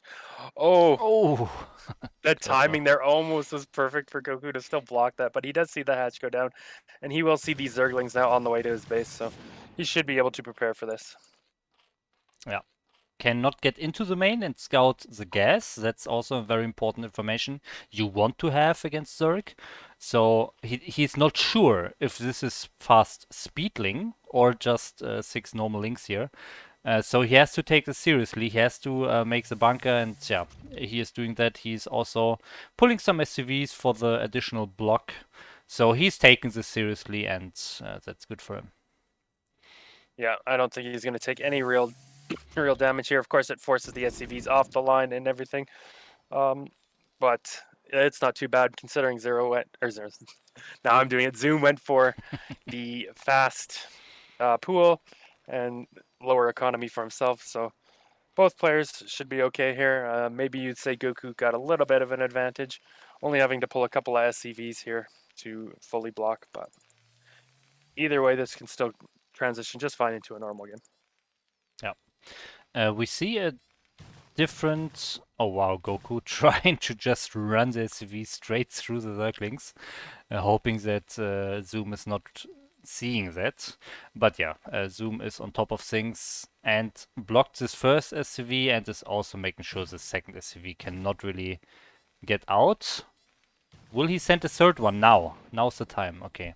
No, loses it SCV, no scouting information done. What was the first 100 gas being used for? It was the speed this time. So we have speed circlings, and then the layer afterwards. Yeah, and we can continue. We do see that he is continuing to bank up some more Zerglings. He got 6 more out on the map here, just sitting on the bridge. So if there is an SCV that got out, they won't scout it. Now, if the SCV does get in, he can still look and say, "Hey, you've got no drones, buddy. Where's all your larva gone to?" And be able to Mhm. figure out, okay, he probably made a bunch of Zerglings. But even just giving him the chance to make a mistake is better than just giving him the information for free. Now, 6 more Zerglings, or 8 more Zerglings coming out of the main here, main and natural. So we have, what, a total 14 plus 20 Zerglings on the map. This could be dangerous here for Goku. Like, he doesn't really know this is coming. He Yeah. doesn't have a ton here. He does have a bit of a wall to maybe prevent a run by, but we'll see how this goes. Ideally, you want a wall in front of the things you don't want to lose, Yeah. instead of using the things you don't want to lose as the wall. Man, only 11 drones, so Zoom is completely all in here, but it could work. Oh, Zergling's getting stuck on the depot so badly. Oh, man. Oh, wow, yeah. Well, he will get some Wow. lings into the main. Very nice pull from Goku, but there's still a bunch of lings here into the main. They're going to start hammering at what they can. Oh, and a couple of fire bats even pop out. So very nicely timed there. They kill a few of those lings. Um, yeah, only 5 left. Like, I mean, this is still annoying, but I don't think they got the damage done they needed to. Definitely not. Wow, so many Zerglings got blocked on those on that one depot. I can't believe what. I still cannot believe one depot is capable of blocking so many Zerglings for so long. It's crazy. Well, a few more lings do slip into the main here. Like, there's still a decent number of lings that can be annoying, and he's continuing to produce lings, so he's just really going all in with this. But so far, he hasn't got the damage done he's needed to. Now, we do have Goku building another depot, or bunker, sorry, to help block that area up a bit more to prevent more lings. But the more lings he sees come into his base, the more he knows, okay, this guy's all in, I just have to defend this, and I should win the game. Yeah, and he lost some additional Zerglings here in the main base. He lost some additional Zerglings here against that bunker in the natural, and oh yeah, only 3 Zerglings. They are dying, and I think with that, pretty much the chances of Zoom winning this game here. He's still on 11 drones, switching into Lurker all in right now. Oh It's no. crazy. And the SCV's gonna scout the Hydralisks too. Did he see it now? Did he see it? The Hydra's barely got out of vision. Looks like he's sending his Marines out, so maybe he did see that, looking for those Hydralisks. Mhm. But look, you can see he's already got 3 bunkers. He's taking this super serious. Oh, he does see a lurker egg when his SCV gets killed there. Yeah. He did see I had the vision, yeah. So he does know. Okay, he's scouting for a potential lurker drop here. Look at this. Ah, yeah, Picking that's off a very that. nice thing. Yeah. Yeah, that's super nice. Only But 3 does he have enough? Marines. Only 3 Marines Yeah. in those 3 bunkers total. Yeah, Zoom's just gonna go for it. Like, maybe he thought with 3 bunkers there, he wasn't. Oh man. He's like, okay, he won't attack into this, right? But he still attacks because he knows he has to make something work here. He knows he's super far behind if he can't get any damage done. Uh, that one bunker is not gonna fall down. He's gonna repair it. Does force the pull. It's something. It's nice, but I don't think. Again, I still don't think this is enough damage. No, again, definitely not, because he tried to run into the main. Maybe if he can get on top of the barracks, he can deal some additional damage, but he was blocked by SCVs and didn't burrow. And yeah, okay, he's preventing the mining here, but he's on such a low drone count. Goku doesn't need that additional mineral line right at this moment. Yeah. Now Goku seems pretty low on SCVs himself, actually, for this point of the game. I'm not sure if the lurkers killed a few. I don't think so. He's only got 2 kills, so maybe he just wasn't producing a lot of SCVs. Yep. So the longer this goes on, if he's droning up at home, he could maybe actually fight back into this game. Considering if this base still hasn't been cleaned out, I mean, you don't want to lose that command center either. He's gonna have to lift that off. At least use the scans or something first. But Yeah, I think he's just using those scans, yeah, and now lifts CC. Yeah, confirming, trying to see if there was a third base from Zerg and didn't find one. Okay, well, yeah, I mean, Goku probably didn't make a lot of SCVs because he thought that he only has to defend all in, which I think is fine. I think it's a good decision. I think he's still ahead here. But he needs to clear those two lurkers soon, I would say. But he has the tank now, so with some scans now, he should be able to clear that very quickly. Yeah. Now, Zoom made a bunch of more units behind this. We can see at least another few lurkers coming across and a bunch of Zerglings. I wonder, like, if he had just droned up, if he would be back in this game, right? Like, because this whole time Goku hasn't made any SCVs. If all these Lings and Lurkers were drones, I think Zoom would actually be in a great position. Just for considering how long he's actually denied this and how low SCVs Goku has. But now he wants to continue to try and make this all in work, and this time I don't think it's going to work. Yeah, this time there are Marines in the bunkers, more Marines, not only 3. And I mean, there are medics, there's a siege tank, there are 2 missile turrets, even another siege tank. There's no way this can work. All right, well, he's going for it. He does maybe pick off one bunker. Oh, but loses every single lurker, and then he GG's out after that.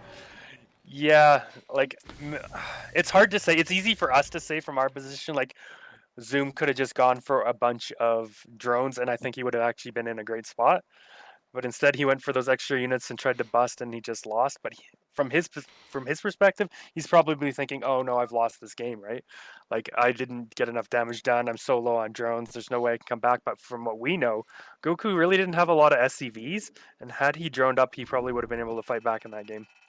But as it is, well played. Goku does take it down, so he will advance to that winners match, and Zoom will fall to the losers match to fight Sneasel. Yeah, let's get the group on the screen here again. So the 2 players on the left, Machine and Goku, win their games, and they will now meet up in the winners game.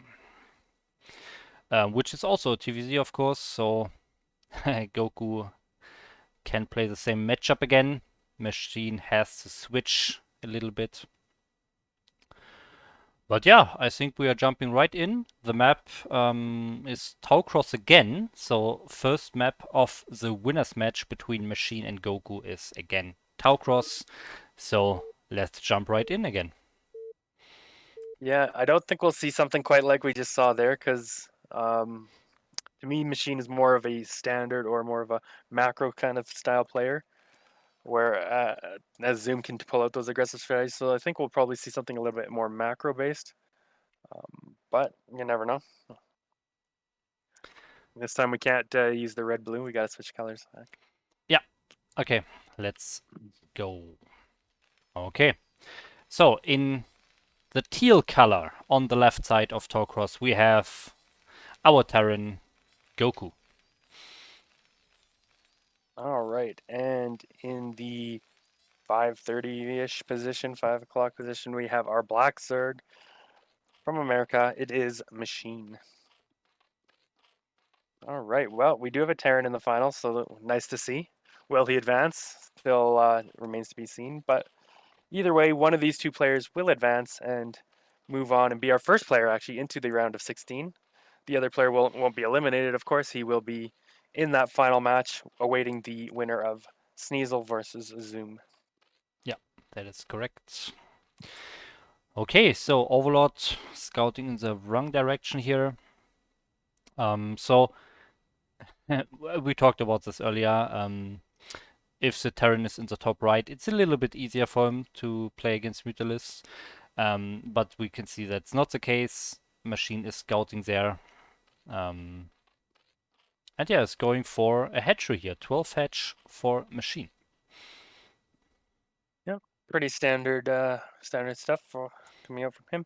And so far, we've only seen Goku really go for bio. Imagine we'll see similar or a bio again.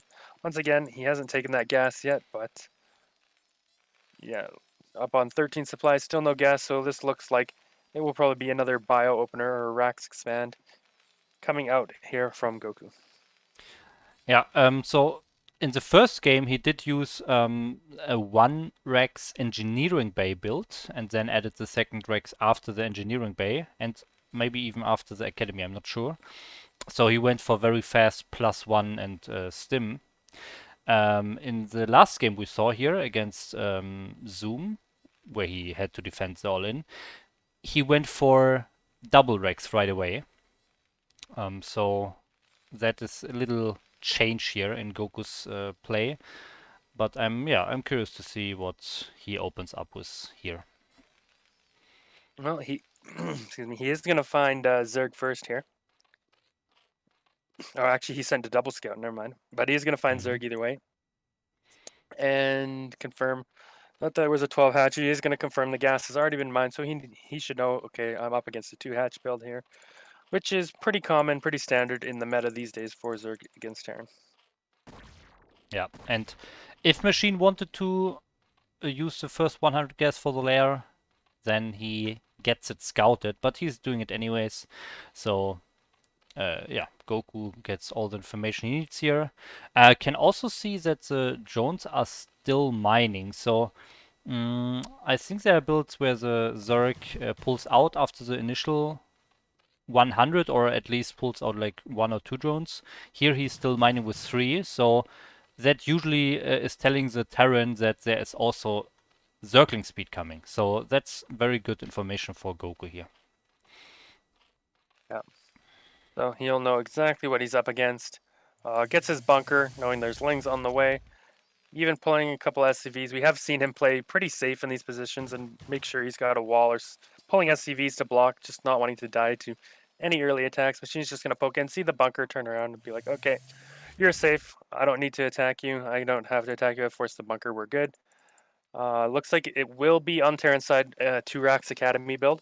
We got that second Racks done and the Academy being started, which is a pretty good build. Pretty fine build against 2 Hatch. Now, Zerg side looks like probably 2 Hatch Muta. Yep, there's the Spire starting just now.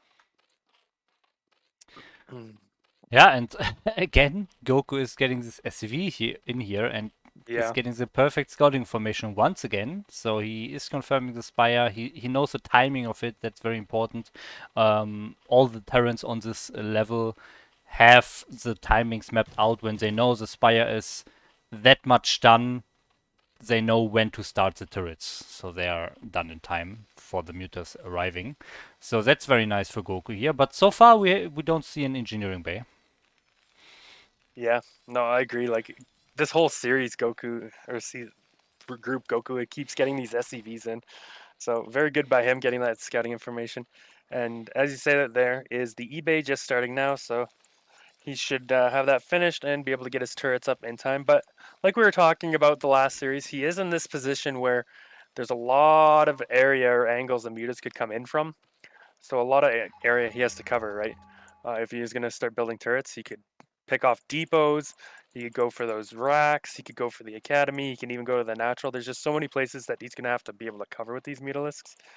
But in saying that, he is pushing out with a group of bio here. There's only one sunken here, so I think this is actually going to. Okay, he is making the mutalisks now. I was going to say, I think this might even force Machine to have to make the Zerglings, but the Spire is done in time. Now, will he be able to defend here with only one sunken before the mutalisks pop?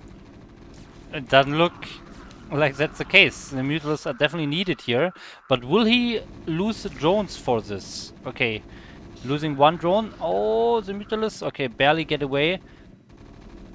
Oh, this one. Oh, this one's actually dying. But in the end, Machine should be able to defend this. But second Mutalist dying already. Third Mutalist dying. Wow, that's a lot of damage for Goku here. Firebat trying to sneak into the main, but it does get picked off, so we won't get any drone kills. So yeah, like I got a question. Like, it was very nice timed by Goku, but it's almost like Machine either had to make the lings or he's like, I'm gonna risk it with the mutas because he only had one sunken, right? I would have liked to have seen either one more sunken or some more lings to buffer for that sunken. Um, he will clean this up, but at what cost, right? Like, I definitely would Yeah. say Goku's in a little bit better position.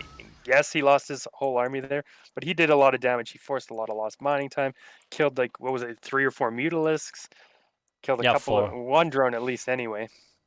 But now it's Machine's turn. We'll see if he can get any counter damage done now that he's cleaned that up. Oh, the turrets are just in time finishing. Really, Goku playing a very nice game here.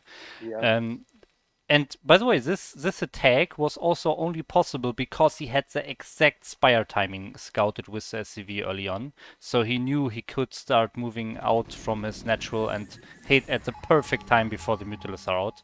So everything going very right here for Goku, and he actually has a Look little at squad this. here on the map, and he's killing more drones. The Mutalists are not here, and Machine is just now making 2 additional Mutalisks, but yeah, he has no Zerglings, nothing in the base.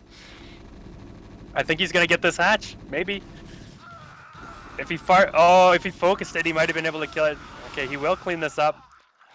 Doesn't lose the hatch, which is very, very good for him. If he lost that hatch, it would be huge there for Goku. But I still feel like Goku's in such a good position. Granted, like the supplies are very close here, closer than you might expect. But I feel like Goku's just well ahead in this position.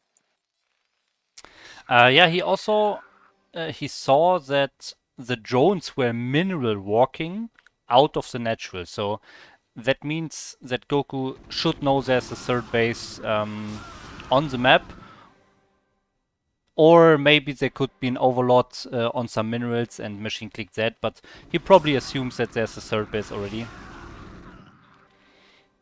Yeah. Yeah, and sending the scout Yeah, here. he's gonna scout. Oh, but this time it will actually get caught. Or Or will not. it? Okay, no, it escapes. He hits it once, but it does escape. So the SCV will still scout. Goku with the magic scouting SCVs against these Zergs. He will confirm that third base location there. So good for him. Meanwhile, we do have a group of Bile here pushing across the map. Seeing if he can't get a little bit done. He's probably going to have to wait for a few more reinforcements before he pushes too much further. But oh, we do have a bit of an engage here. Okay, yeah, pulling back. I don't know if you necessarily want to engage in there with just Mutalisks. You really need a few Lings to help buffer. Or some good micro, of course. I think so far the trades are definitely fine for Goku. He pretty much kills the Mutalist every single time. Yeah, here you can see it again. So even if he will lose all those Marines here, he did kill a lot of Mutalists in the whole game. And now you can even see many Mutalists are low HP here. So yeah, no damage done by the Mutalists at all in the Terran main base so far. Yeah, but now we can see Machines actually pulled ahead in supply here. So we were raving about how good Goku was playing or looked like he was doing here, but all of a sudden Machine has the supply lead here. And he's able to get in with these Mutalisks. Oh, but he's going to lose a couple to these turrets. At least one anyways. Bit unfortunate there for him. Trying to fly in to see if he can find some damage. So no real damage done to Goku there. But he does, Machine on the other hand, does have his third base up and running now. His third gas is going. Do we see any additional tech? Not yet. I feel like that's late, right? Like he should be getting that Queen's Nest going and Hive started if he wanted to go that route. Well, he is transitioning to Lurkers now, so the Lurker upgrade is Oh, okay. hacking right now in the Hydralisk Den. So he will, yeah, go into some of the Lurkers and then transition to Hive probably. And one interesting thing here, Goku is actually going for double starport, not tanks this time. So he opted for tanks in the last game or games in both games. This time he's going for the SK turn style where he produces only bio plus double vessel after this initial dropship maybe. So yeah, that will be Yep. interesting. But as you say, the worker count is looking nice for Machine here. Even if he didn't really get a lot of damage done to Goku, he was able to make a lot of drones. And maybe Goku did not produce SCVs the whole time again. So that's nice for Machine. Yeah, maybe that's one thing we're noticing here with Goku. He seems low on SCVs in both these games, but he does have a dropship now flying out. The Mutalisk could catch this. Did they notice it? I think he must have, right? It looks like he's fanning his Mutalisks out to Where try and is see if he it? can catch it. I cannot see it right now. The Okay, dropship flew okay, back into I the see. main. He turned around when he saw the Mutalisks, but like look at the way that Machine's fanning his Mutas out. He's got like so much map vision looking for that dropship. Now he thinks, Ah, okay, it must be going to the top, and he's right in this, right? He's gonna catch this dropship. Very nice play from Machine, I gotta say. yeah, but I have to be critical of Goku here. I mean, he flew through this overlord. He clearly saw the overlord, and he went into one direction, and he did not change the direction. So he made it very easy for Machine to catch that dropship here. Yeah. All right. Well, Machine has fought back, or sorry, Goku's fought back. He is ahead in supply now. Now it's still very close, supply-wise, which usually you would say favors Zerg a little bit. Now we do have a bunch of lurkers. Hive has been started as well. It's actually about half finished. So yeah, we're gonna have a situation where Goku can't really get onto the map before Defilers. Although he is pushing out, but in this time that he's pushing out, Machine decides now's the time to move for a counter attack. Oh wow. I don't know about this attack. We'll see. Yeah, all the Mutalists die instantly. The Lurkers burrow, okay, but in the end, Goku will clear this. Yeah, I Wow. don't think that was the best attack for Machine here. Yeah, I wonder why he decided to go. Like maybe he's like, I saw the group of bio leave. He's not gonna have much. I can kill his natural or something. Mhm. But there was just too much there, and Machine just lost his whole army for very little damage, really. So, like as you can see now, Goku's 20 supply up. All of a sudden, this is looking a little bit better for him. He's gonna be able to start getting that map presence we were just talking about, and put the pressure back onto Machine here a little bit. Now, in saying that, Defiler Mount has started, so we will see Defilers coming out shortly. But will it be soon enough? I don't know. Yeah, he definitely has 3 vessels here. Has 3 irradiates, I think. Oh, but he has to be careful. Oh no, losing 6 marines here. Where are the irradiates? Is irradiate not done? It is, but he's not casting it. Interesting. Maybe he wants to save it for the Defilers. Yeah, yeah. That could be the only reason I can imagine. Yeah. No, he's just retreating back to his base. Like he's giving Machine a lot of room here. I mean, okay, yes, his army's a little bit smaller, but you really, as Terran, you got to kind of be out on the map. You don't want to be sitting back in your own base because that's when Zerg can come into your base with a bunch of Defilers and just kill you. Okay, the Radiates will go down on these Lurkers now. He does get 3 off. Scourge going to try and chase those down, but of course he retreats over those Marines, so he should be fine. Going to be fine to pick off a stray Overlord as well. Yeah. So, will he actually go for a third base, or does Goku want to finish this game here?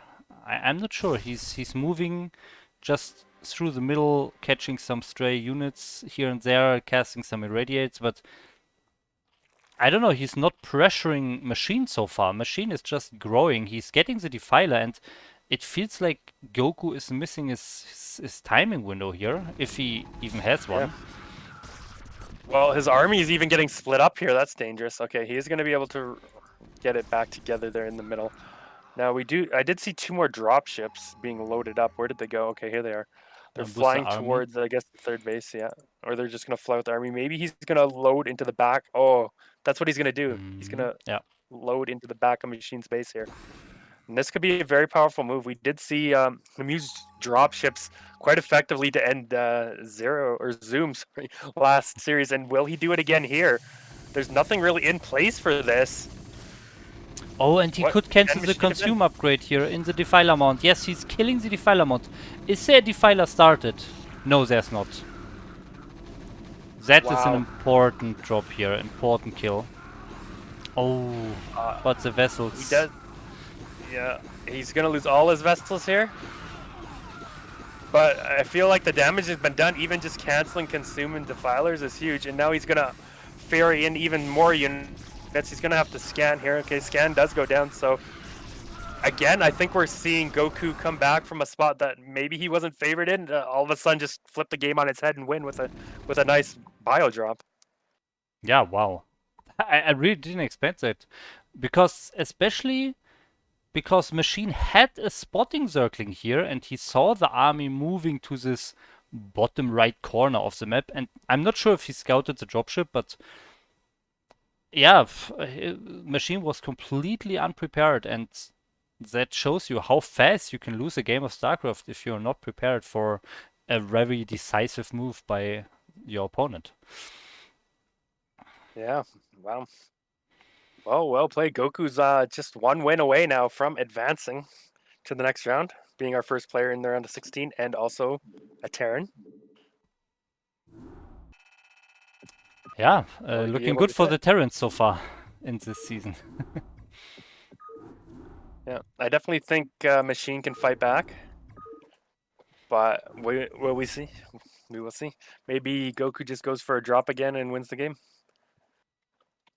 Yeah, Machine was definitely in a good position if you look at the economy, but I mean, in the end, the drop decides the game.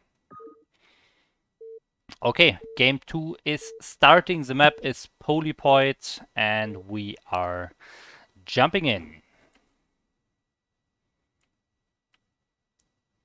So, in the top right of Polypoid, we have our black Zerg. It is Machine. All right, and in the top left, our green Terran, it is Goku. Okay, so Polypoid, I think, is definitely a little bit different. We have a high ground main, we have a ramp. We don't have this open, yeah, this flat ground that we had on, yeah, basically on Blue Storm as well, Blue Storm and Taucross. So we could see some early aggression by Machine, but I'm not sure if he's that kind of player who goes for like a super early Ling attack. Yeah, I feel like if the opportunity presented itself, like if Terran didn't have a good wall or something, he saw the chance to go for it, maybe he would. But normally, I think he would just, stick to his guns, play a standard, straight up kind of a style. No, it doesn't mean he can't play different styles, but usually they will result in macro type player, macro oriented styles. Now Goku again, we don't know as much about, but so far from all the games we've seen, he's gone bio every game, so I don't expect to necessarily see him switch that up. I mean, it's been working for him as well, right? He's been picking up a bunch of wins here. He's just one win away, so I imagine once again he will probably go bio on this map. Yeah, I think so as well. I mean, he's 3-0 against Zergs in this group, so that's nice for him. And let's see where this scouting SCV is going. Machine, meanwhile, going for the 12 hatch here, sending out his own scouting drone. And yeah, so far, nothing out of the ordinary. And we can see Goku is scouting the correct direction. Yeah, Goku did see the Overlord with his SCV, and Machine also saw the SCV with his Overlord, so switched that drone to scout the top left as well. So both players going to have full scouting information nice and early and know exactly what is going on. Oh, Goku's actually going to block this drone with his SCV. Very nice. If he can prevent the scouting too, like he's got the magical scouting SCVs and he's going to prevent the scouting. So you know this guy plays a very reactionary kind of style. He likes scouting and knowing exactly what's up, and also denying scouting. He knows the power of scouting in this game for sure. So he is going to deny that and not allow a machine to scout if there was a gas taken or not. Yeah, but he's going for that command center now, and this Overlord scouted the correct direction in the beginning of the game. So Machine is getting that scout information. So by seeing this command center, of course, he knows that there is no gas yet, or I mean, it's not mining yet. He's just building it now. So Yeah. overall, both players have all the information they need, and they can play the game from here. Yeah. Now SCV still alive here in the Zerg base. There are no Zerglings to chase it around, so he can stay here as long as he wants. Of course, as I say, that a couple of lings do pop out and start chasing it around. But even if this gets killed or forced to leave the base, I imagine, with Goku's magical scouting SCVs, he will scout what Machine's plan is, one way or another. Yeah, and again we have the same things that we saw last game with continuous gas mining here with the layer and the speed researching. but it didn't play a huge role in the last game. But then the SCV afterwards that scouted the Spire, that I think played a little bit bigger role. Yeah, so Well, far no Ling's Zerglings chasing here, so this SCV can just go right in to the machine's base again. Lings did poke in to see if make sure there's defenses for Goku, and there was. So he turns around. I thought he was going to actually turn around to try and catch this SCV, but I guess he didn't see it and then turned the Lings back around once again. So now the SCV will get in once again and scout and see exactly what the tech is. Confirm the Spire is down, and no, he's playing. Okay, this is a 2-hatch Spire build. Yeah. But this time we don't have the same build for Goku, so he did not go for a second barracks. He did go for the eBay first again, the same build that he did in the very first game on Blue Storm. So he will definitely get the Academy next, which is just starting in the top left corner behind the production tab here. This time not hiding under a big enough area here. He's still trying to hide it from us, but not completely hiding it from us this time. Yeah. Yeah, I was actually looking like, did he hide it somewhere again? But as you said, it is being started up there in the top left. Looks like he is going up to 3 Raxes here. And finishing off a wall a little bit more there with that depot. So he's just going to produce a bunch of Marines, get some medics out, and should be all right. I imagine we'll see the turrets come down here pretty soon. Knowing that timing of the Spire, he should be throwing those up in perfect timing here. Yeah. And there we go, first turret going down just now. Yeah, there we go. Comset is also coming. So this time, of course, he doesn't have this opportunity to go for that marine attack that he did last game because he did not have the second barracks, but he has the earlier upgrade and he will probably move out once he has the medics and the sim and the +1 and then see if he can apply some pressure at that point. Yep. All right, a couple of turrets done in the natural. None started in the main just yet, but of course he knows. Okay, he's just starting one now. He knows like Mutalisks are likely to go to the natural first, or if they do go to the main first, it'll be a little bit longer, so he's got a few extra seconds to build it. And as we can see, yep, Mutalisks heading straight there for the natural. Third turret just about to maybe finish up here. No, he does snipe that SCV before that turret can finish. So a little pick off there. Now, where will he go? Fly into the main, see if he can get something done there, I think.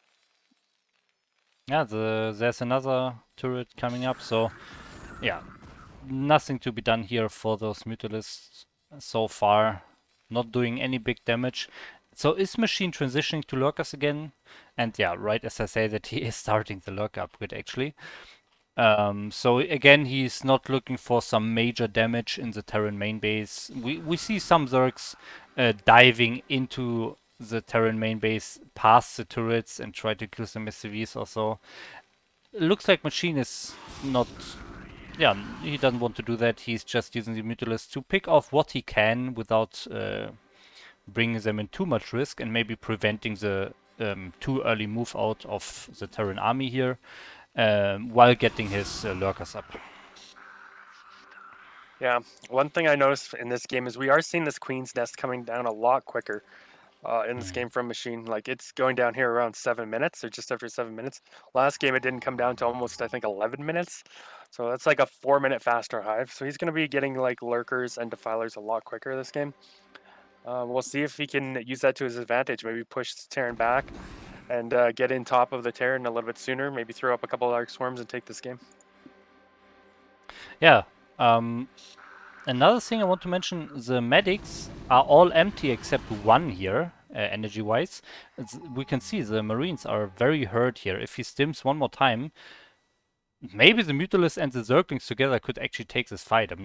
I definitely think so. Yeah. So he has to be careful. Now, does Machine realize this though? Like, he probably isn't clicking all the medics and seeing that they have no energy or something. So okay, he does lose a Mutalisk there.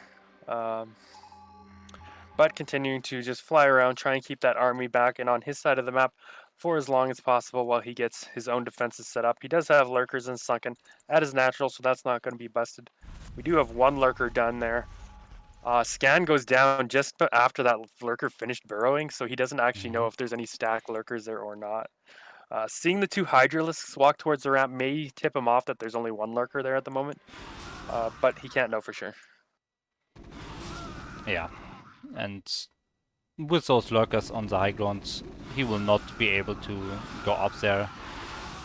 So, yeah, Goku cannot really accomplish too much here with this Marine Force. Of course, nowadays we see a lot of Terrans trying to contain the Zerg in its natural and making it hard for the Zerg to really push out with the Defilers, forcing them to use a lot of Dark Swarms to actually get out of their own base.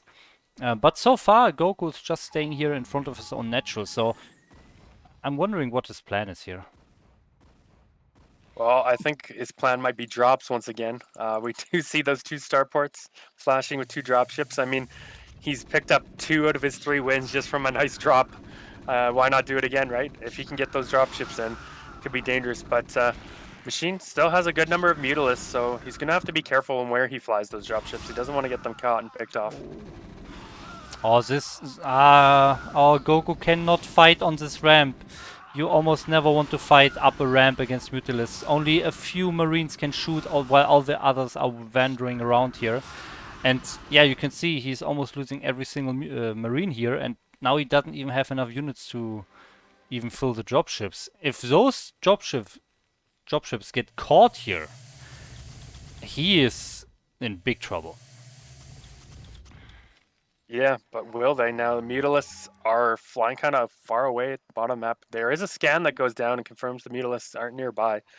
Oh, but the Mutalisks are flying up. They're going to intercept them. Oh. Oh, no, this could be very... Did he scout the Mutalisks? How did he see that? Oh, no. Okay, he didn't. He's going. He's going now. But the Mutalisks are just going to miss it. Oh, Oh, he no. can see He's it, not but watching. oh, he's not watching. Oh Oh, no. man. So he does get the drop in still. But Machine's units are close enough by that he can defend this, I think. At least Yeah. he shouldn't take nearly as much damage as he did in the last game. Yep. The Mutalisks are almost all dead by now, so only 5 alive here. So he has to rely mainly on lurkers to defend this. But yeah, as you say, he's not taking nearly as much damage. Last time he also basically sent his 20 Zerglings in before the lurkers even arrive. Another Oh, drop wow. coming in, but 2 Scourges do pick off one of those drop ships when he only got up 2 Marines. The other one will unload. There are no medics here with this, but we say that, but look at the damage Well. being done now with this reinforcements. He's going to pick off the Ultra Den. So this is the secret to TVZ. Drop a few Marines into the base of Zerg and win the game. Yeah, this additional drop definitely changed things. Those additional 8 Marines here made this so much harder for Machine and probably game losing for Machine. Yeah, well, he picked off the Ultralisk Cavern. He picked off the Defiler Mound. There are a couple Defilers out this time. At least he picks off the spawning pool. He's just destroying all the tech here for Machine. I think Machine will actually clean this up, but at what cost? Oh, he even gets the Evo Chamber. Like, he picked off so much here. That's Yeah. very nice damage from Goku. Yeah, maybe Machine was a little bit too greedy. He went into the Defilers and Ultralisk at the same time and also upgrading with his evolution chambers. Yeah, maybe he just didn't have enough lurkers. Wanted to tech too fast into all his late game units at once. And yeah, not catching the dropships barely there. Definitely could Yeah, cost that him was the so game. close. Yeah, it was so close. But we'll have to see. I mean, he did eventually kill off all that off, and he didn't lose the hatchery, so he's going to be able to start mining from here. But he is going to have to rebuild most of that tech. Looks like he did so already. He's built a lot of it at the natural. We got a spawning pool, Hydro Den, Defiler Mound, all down here at the natural. But he is going to start mining again. He is getting some more lurkers and defilers out. And once defilers are out, it can be very hard for Terran to actually push in and kill a base. Although he is going to, looks like, get the irradiates off on at least these lurkers and defilers. So maybe he can still push in here. I don't think so here. There are too many lurkers here. Did he bring his 3 tanks? Okay, he has 5 tanks or 6 tanks. Okay, now he's bringing them. With the tanks, I think, if he can prevent any additional defilers. Wow. just lost 2 vessels here. I want to say, if there are no Dark Swarms anymore, because there are no Defilers around right now, because the Defiler mount was actually killed was not there for a certain period of time, the tanks could kill these lurkers here. There's a lot of tanks sieging up. It won't take them long to break through these sunkens, so we do need to see a Defiler or something come out to help push this back. Or he will just eventually siege through and break this position. Yeah, the Defiler is coming, but it takes a little while longer here. I think it's too late. He will lose his Defiler mount again, so he has 3 Defilers in production, but the damage is already been done again. Goku could just run away now and retreat. Well, we do have Dark Swarm come down, so he's going to at least force an unsiege and retreat here for now. But again, at what cost? There was a lot of damage done there. The Sunkens, okay, that's fine, not much. But losing the Defiler round again definitely hurts. Kills a couple of those tanks, but pushes him back for now. But it feels like the longer this goes on, the better this is going to get for Goku. He does have his third base established now. No SCVs are mining there just yet. Looks like they all got kind of trapped in his main base or something. Okay, they are getting unstuck and going there towards there now, but another Dark Swarm coming out. Okay, he's pushing him back a little bit more, but he needs to push him back more than this if he ever wants to get out onto the map. Yeah, he lost so much already. And now he's rebuilding in the bottom right. But I think Goku should know this at this point, that he could also do like a drop in the bottom right. Maybe that would be a nice idea. Does he have There's any... a drop in the main. Ah, okay. I just was looking for the dropship. Yep. I just noticed it too. Only one medic here, but again, he's getting some more damage done. A couple of swarms going down, so it looks like Machine will be able to clean this up without actually taking too much damage. So nice move to kind of try and stay. He does find a nice position there for Goku. So he is going to at least pick off this gas, I think. I don't see any Defiler here in the natural right now. Where is the Defiler? It's still sitting in the main, no energy. And the tanks are sieging. Okay, there was one. Did he pop it through the Nidus? I'm not sure. I can definitely not see it, but there is a Dark Swarm. Oh, okay. It's on top of the ramp. Yeah, I see. Well, there's so many units here coming out for Goku. He's got quite a strong contain in front of the Zerg base here. He did end up killing that gas in the Zerg main as well, so Zerg is only currently mining from 2 gases. Oh, and Goku not watching here, maybe? He's not moving his Marines away.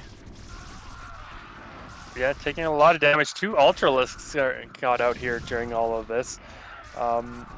This is pushing him back a little bit, but isn't going to push him back enough. There is a 4th base taken for Goku.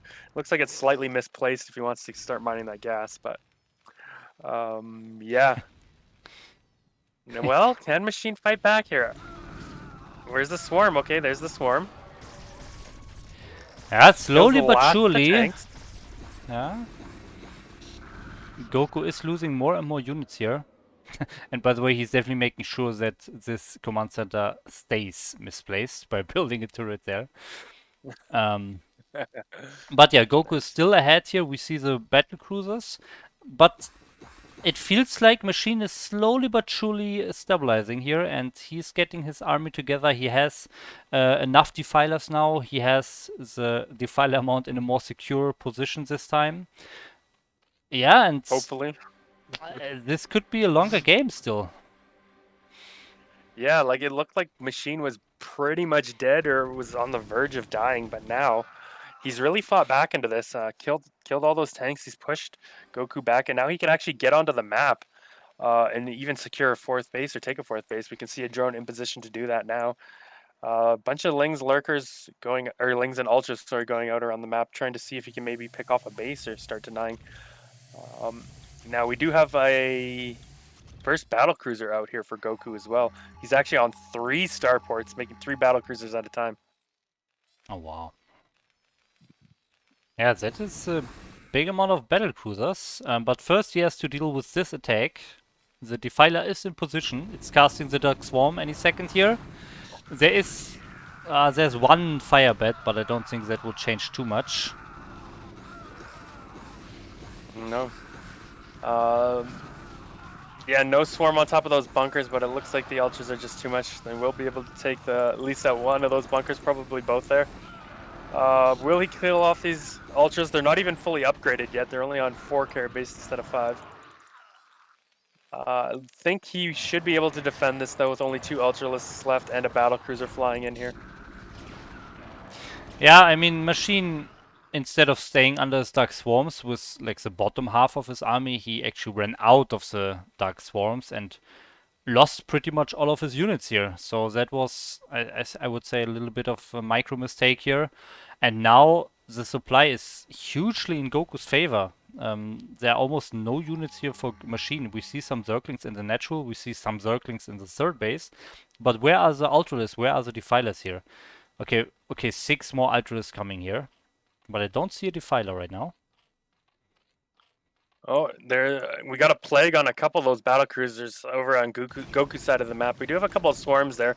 Looks like Machine is trying to push into the natural here. He's going to pick off a few Marines. I mean, if he could get on top of the production, that could be a nice way to slow down Goku quite a bit here. He doesn't have a huge army out on the map at the moment, but I don't think he's going to be able to push much further than the natural here with 3 battle cruisers and a bunch of Marines. Tank sieged up on the high ground, and we do have the Ultras, though, coming in to kill the Marines in front of the base here for Machine. Like, Machine's making a lot of good moves here, but he doesn't have a 4th base established just yet, so he's really going to need that if he wants to keep this up.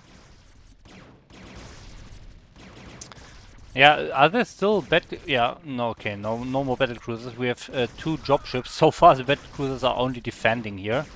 But yeah, they're doing a good job now, killing the lurkers without the Dark Swarm. Oh. Okay, saves those Marines. But yeah, these Ultras are coming. There is no Defiler, so the battle cruisers will defend this, but not before losing some SCVs and maybe even this command center. Yeah, he may have to lift it, and in fact, Machine's not even going to stay and fight here. He's going to run away, seeing the battle cruisers coming in. He did force a pull, but that wasn't too bad. Like, Goku got those SCVs mining again quickly, and Machine is retreating, maybe thinking he needs to defend his base or something. That's kind of where it looks like they're headed. Did he? Oh, he scouted bottom left, so he's going to go attack bottom left. Okay. Yeah, so there's not enough defense.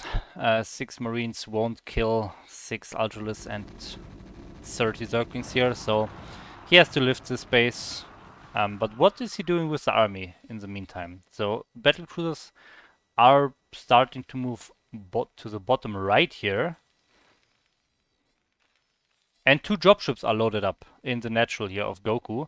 He could fly those into the main again, while Machine is busy defending the battle cruisers. Well, that bunker or depot's gonna burn down at the natural. Bit unfortunate for him there, but I don't think he's gonna mind too much. Now, like as you said, dropships are flying towards the main base. We do have these battle cruisers chasing down some of these ultras, maybe even distracting Machine. He doesn't really have a lot in place to deal with these drops. A few lings are hatching now, but they're being rallied to the natural. Oh, is this the way it ends? Is he gonna kill a bunch of tech and stuff in the main base once again? Yeah, it could be. There are only mass Zerglings coming. Okay, there's one Defiler that has almost enough energy, has to consume something. Okay, and there is the Dark Swarm, so... Yeah, in the end, I think good enough defense here for Machine. Especially with Goku staying in this Dark Swarm for very, very long time. But now, the battle cruisers are coming. So where are the Scourges? Yeah, I would like to even see a plague on these grouped up battle cruisers here, but there's nothing really to fight them at the moment. He is making a couple of spore colonies, but with 4 battle cruisers here, they're going to be able to pick those off very quickly, or even before they get morphed if he targets them down. Yeah, first one does go down. Killed that Ninus. We got lings flooding through here, but that's not really what you need. You need some Dark Swarm or some Hydras or some plagues. Oh, big attack here. All the Ultralists in the third base of Goku. No. But man, those tanks did so much damage. So many of the Ultralists are just dying to the tanks. And I think this was a wonderful defense by Goku, and the battle cruisers are still doing damage here. Oh, but now 2 Hydras under Dark Swarm are killing the plague battle cruisers in the meantime. So Yeah. both players losing their attacking forces. We actually had the plague hit the eggs there too, and the hatchery. So he's killing his own hatchery and larva there with the plagues, but Yeah, he could maybe just helping focus the the hedge Valkyries kill here. it. Yeah. Instead, he's going to kill a Oh, bunch of drones for free. I feel like Machine transferred those drones a little bit too early, feeling like he had dealt with the battle cruisers, but there's still one left here. Another Dark Swarm going down, but he has nothing to actually fight it. No Scourges or Hydras to kill that last battle cruiser. Oh, nice. Perfectly hatching in there. Scourges right under the battle cruiser and killing that off. So yeah, some crazy action going on both yeah. sides. We did have a denial too of that fifth base of Goku with a small group of Ultra Ling. He is forced to retreat those, but yeah, where does the dust settle here? It feels like Goku probably has the advantage. Like Machine's on pretty low drones. I think it's just a matter of time, but this has been a crazy game. Yeah, the thing is, this supply has been like this the past, I don't know, 10 minutes already. So I'm not sure if this supply advantage is enough for Goku to win the game. So far, it doesn't look like that. The main base and the natural of Goku is mined out, so Goku is on 2 bases only, and this mineral only is also getting pretty low, so he has to secure this fifth base soon if he wants to stay in this game, but the same is kind of true for Machine. Oh, Machine catching this job chip in his main base, very nice, and also killing a vessel here in the middle. This could be the deciding fight with both players running out of minerals soon. Yeah, we do have this battle cruiser in the second natural there of Machine as well. It killed a lot of drones, but it does get picked off now finally. And it looks like Machine is going to win this fight. Goku's just trying to avoid and run into the second main base. Maybe. Oh, he is going to be a bit of a medic wall to block these Ultralisks, but it's not going to be enough. Eventually this force and army will go down. Now, does he have an army back at home? It looks like he does. So a counterattack from Machine may not just end the game here. Actually, looking at the supplies, he's way ahead. Where's all his supply? Yeah, I think he has a lot of tanks still, 4 tanks in the natural. He is producing additional battle cruisers, so battle cruisers are 6 supply. And if you have like 2 building, that's 12 supply right there. And yeah, he has a lot of units in his natural still. Yeah. That's 2 medics still alive, actually. Okay, finally now just dying. But yeah, where are we at? Okay, feels like Machine's really low on drones overall. Like he lost a lot of drones. He's trying to maybe drone up a bit here now. Is mining from his 4 gases, so that's good for him.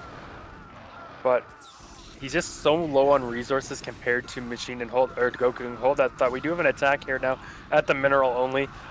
Trading out army is good, but this isn't necessarily the most critical position at this point, as the space is almost completely mined out anyway. Yeah, he just loses his whole army there, and now Goku's attacking the natural of Machine at the same time. Gonna focus down that Nidus Canal and be able to pick off some more tech once again for Machine. And I don't know if he's gonna have enough. Machine defends it, but yeah, he's taking more and more damage. And the supply is shifting more and more towards Goku here, and with the natural outmine for Machine and the main pretty much outmine as well. It's really getting very hard for him. He lost so many drones to the battle cruisers, and now it looks like, yeah, I think he's just dying here. Yeah, he's got really no army in position to save this. No Nidus to transfer his army quickly, and he realizes it too and taps out. GG is called. GG. Goku wins, our first player advancing to the round of 16, and he is also a Terran. So there at least will be a round of Terran a Terran in the round of 8, advancing from this group. So congratulations to him. Yeah, very strong games here. Winning this group 4-0. Going into the round of 8. Very nice. Congratulations to Goku. Yeah, that was a very good game. Yeah, and with that, we have our first player advancing from the group, and before we can find out the second one, we need to find out who plays against Machine in that final match of the group, and that will be decided in the losers match between Sneasel and Zoom. And 1 second, I think I have an information for you. Oh no. First of all, Oh we no. will show the group here on the stream. There we go. So Sneasel against Zoom would be the losers match here, but sadly Zoom had to leave after his first match and was not able to play his losers match, and that makes it so that Sneasel advances to the elimination match. Oh, that's too bad. I think that could have been a very good match, Zoom versus Sneasel, but Zoom is eliminated then, I suppose, and Sneasel will play Machine, a rematch of our first series for final, and that one did go to 3 games, so either Yeah, player could take this, I think. yeah, for sure. Yeah, we will go into that final match. What do you think? Are we going to have another 3 games, or is this going to be a 2-0 for somebody? I'm thinking it's going to game 3 again. It's got it, right? I think so, yeah. I mean, I think that was our closest match here so far that we've seen today, and Sneasel definitely showed some promising play here and there. If he has some more High Templars in his army, I think he can really play a nice game. And Machine is very strong as well, so we could see like 3 games here again. A few more High Templar, a few more Obs. And that Yeah. easily could have gone 2-1 the other way. All right. Okay, the game is loading right now.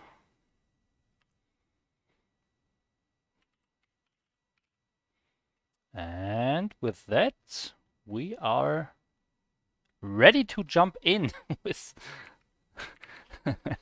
with super nice colors actually.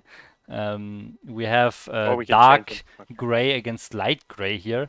What do you think, guys? Should we switch or not? No, okay, just kidding. Of course, we're switching here. So in the top, on the 12 o'clock position, on the blind side actually, I should have shown the map. We have our red Zerg. It's Machine. Yeah, and in the bottom, our blue Protoss, none other than the Polish Sneasel. All right. Well, yeah, this is a 2-player map for those not familiar with it. It's a little bit different. It's made by the Form Maker Minerals. I have actually played a few games and casted a few games on here with the team Think Quick people. But it's definitely an interesting bit of a different map. We'll see how players want to play it. You can play it somewhat standardly, but there are some key features here. Like we said, there's you can see now where this overlord's flying. This ground is like invisible to, or very vision limited to units on the low ground, non-air units.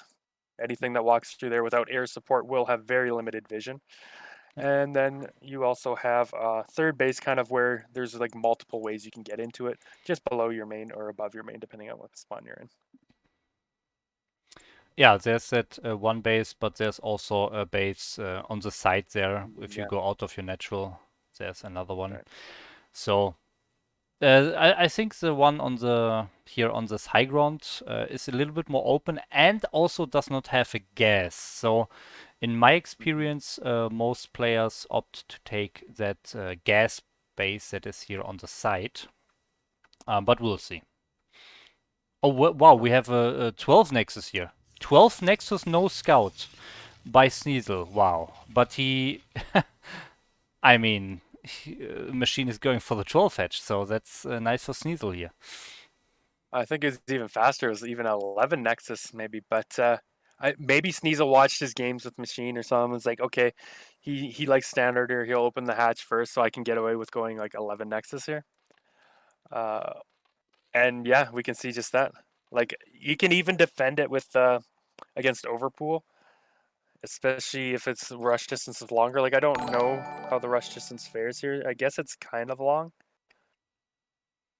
Um, so yeah, he's probably taking a calculated risk, saying I need some kind of advantage against this guy because he beat me last time, and I don't think he's gonna nine pool me or anything like that.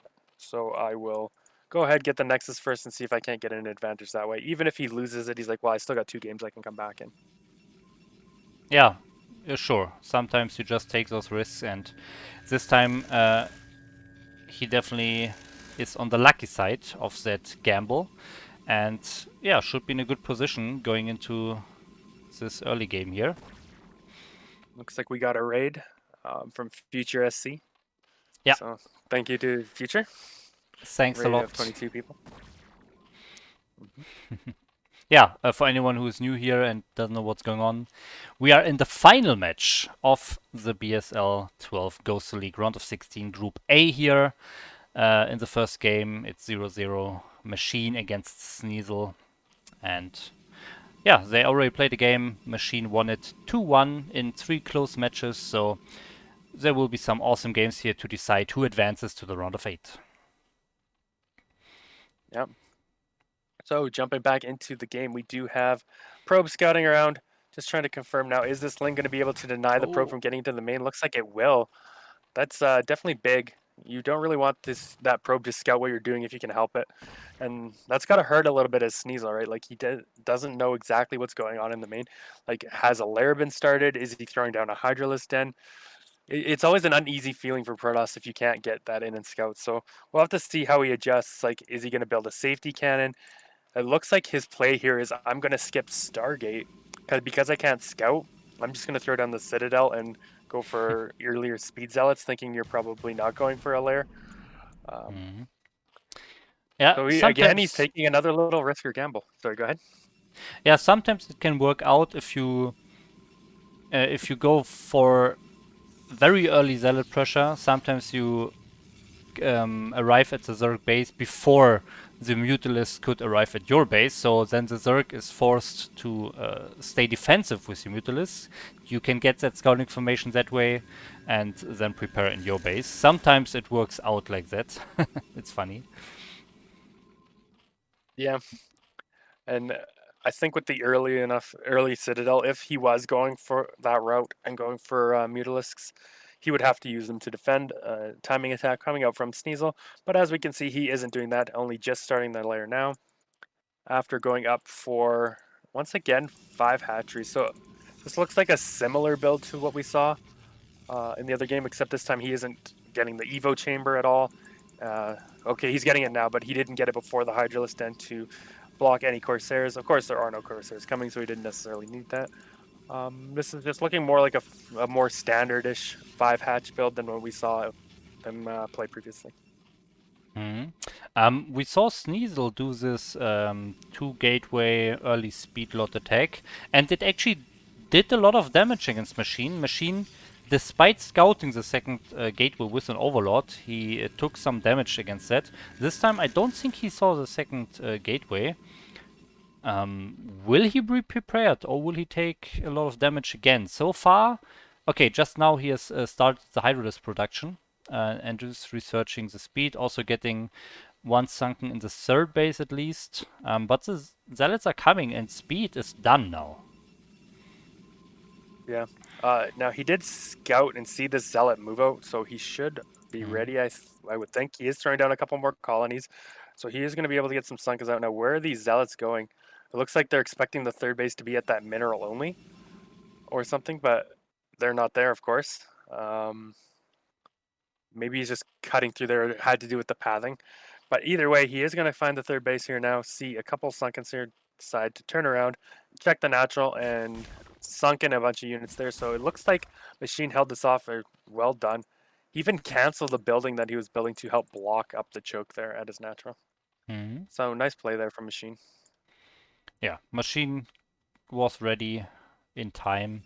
But Sneasel, I don't think he really relied on doing a lot of damage with this attack. He already went for the Templar Archive before even moving out, and he also didn't invest like into 4 gateways or so. He only had 2 gateways producing those zealots. So he is transitioning into a mid game here anyways. So these zealots are just to keep the Zerg in his base here, get some scouting information, a little bit of a feeling out what the Zerg is doing here, what kind of units he's producing.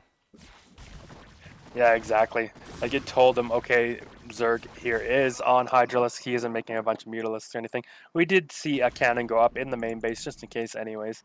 But now he should know, okay, this is just a bunch of Hydralisks. He just, skipped the Spire, went for a later lair for faster, earlier hatches, and should feel pretty comfortable in his positioning. But where does he want to go from here? Looks like he started +2 upgrade on the Zealots, or +2 to 1, sorry. So it looks like he wants to go for maybe a strong 2-1 kind of timing push. That's interesting. We saw him on the Bluestorm game. We saw him getting a lot of goons and zealots. There is definitely that style. We saw some Koreans doing that style where you get double upgrades early on. So you have a 2-1 upgraded army.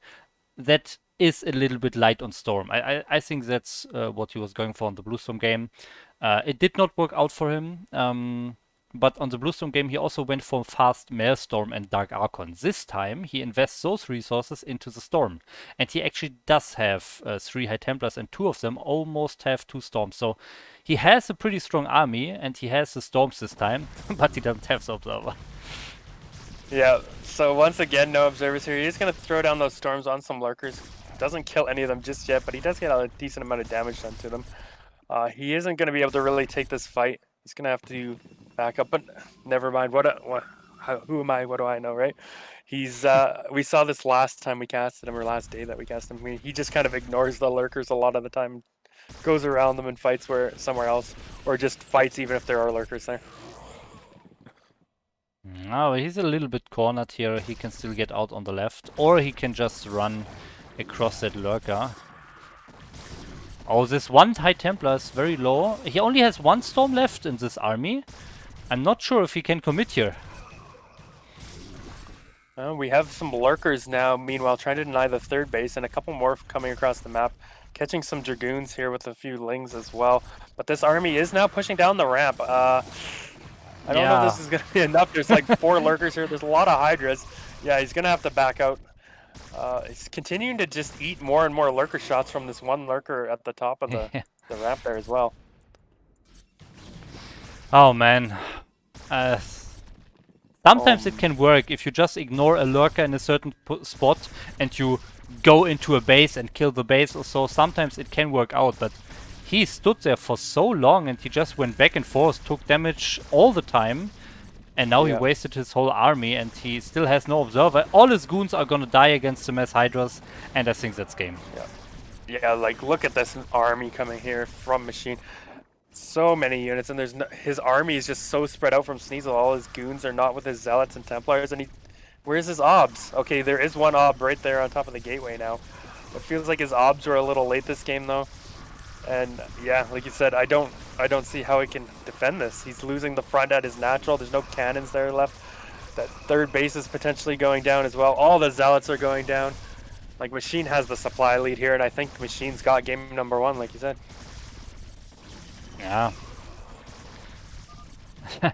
Again, if you lose your army before you can see the lurkers, it does not matter that you can see the lurkers later on when you have no more army. So this is true. Again, Sneasel losing a game by not having an observer here in time. So he's now against the wall. 1 more loss, and that's it for his BSL 12 run in this season. Well, last time these two played, we did see Machine win game 1, then Sneasel win game 2, and bring it to that game 3. Can he do it again? Yeah, let's see. Game 2 of this elimination, or of the final match of this group here, is starting any second here. The map will be Eclipse. Right. Pretty decent map if he wants to come back, fight back into this game, fight back into the series and force a game 3.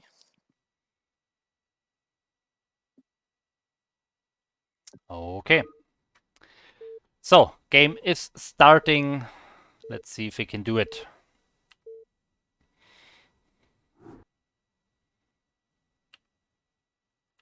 And there we go.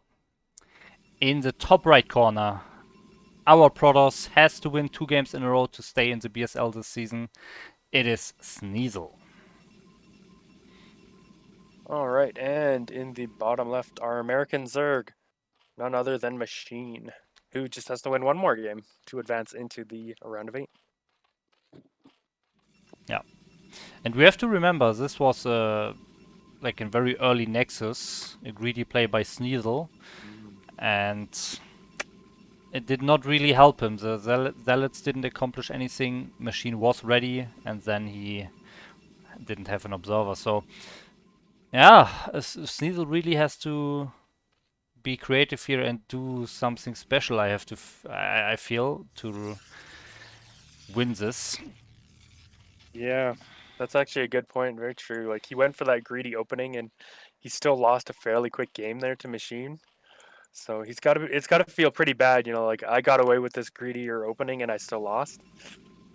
So we'll have to see. Looks like he is going to go for that gateway expand here. Now the game that he did go gateway expand against Machine is the game he did win. Like he um, got a decent amount of damage done or killed some probes. And we have seen his multitask to be pretty good too. Like if you remember that Blue Storm game where he split his zealots up nicely and attacked in multiple places at once. Like his multitask game definitely seems on point. So I like this choice from him, and maybe he can get some early damage and get an advantage that way. Yep, that can be true.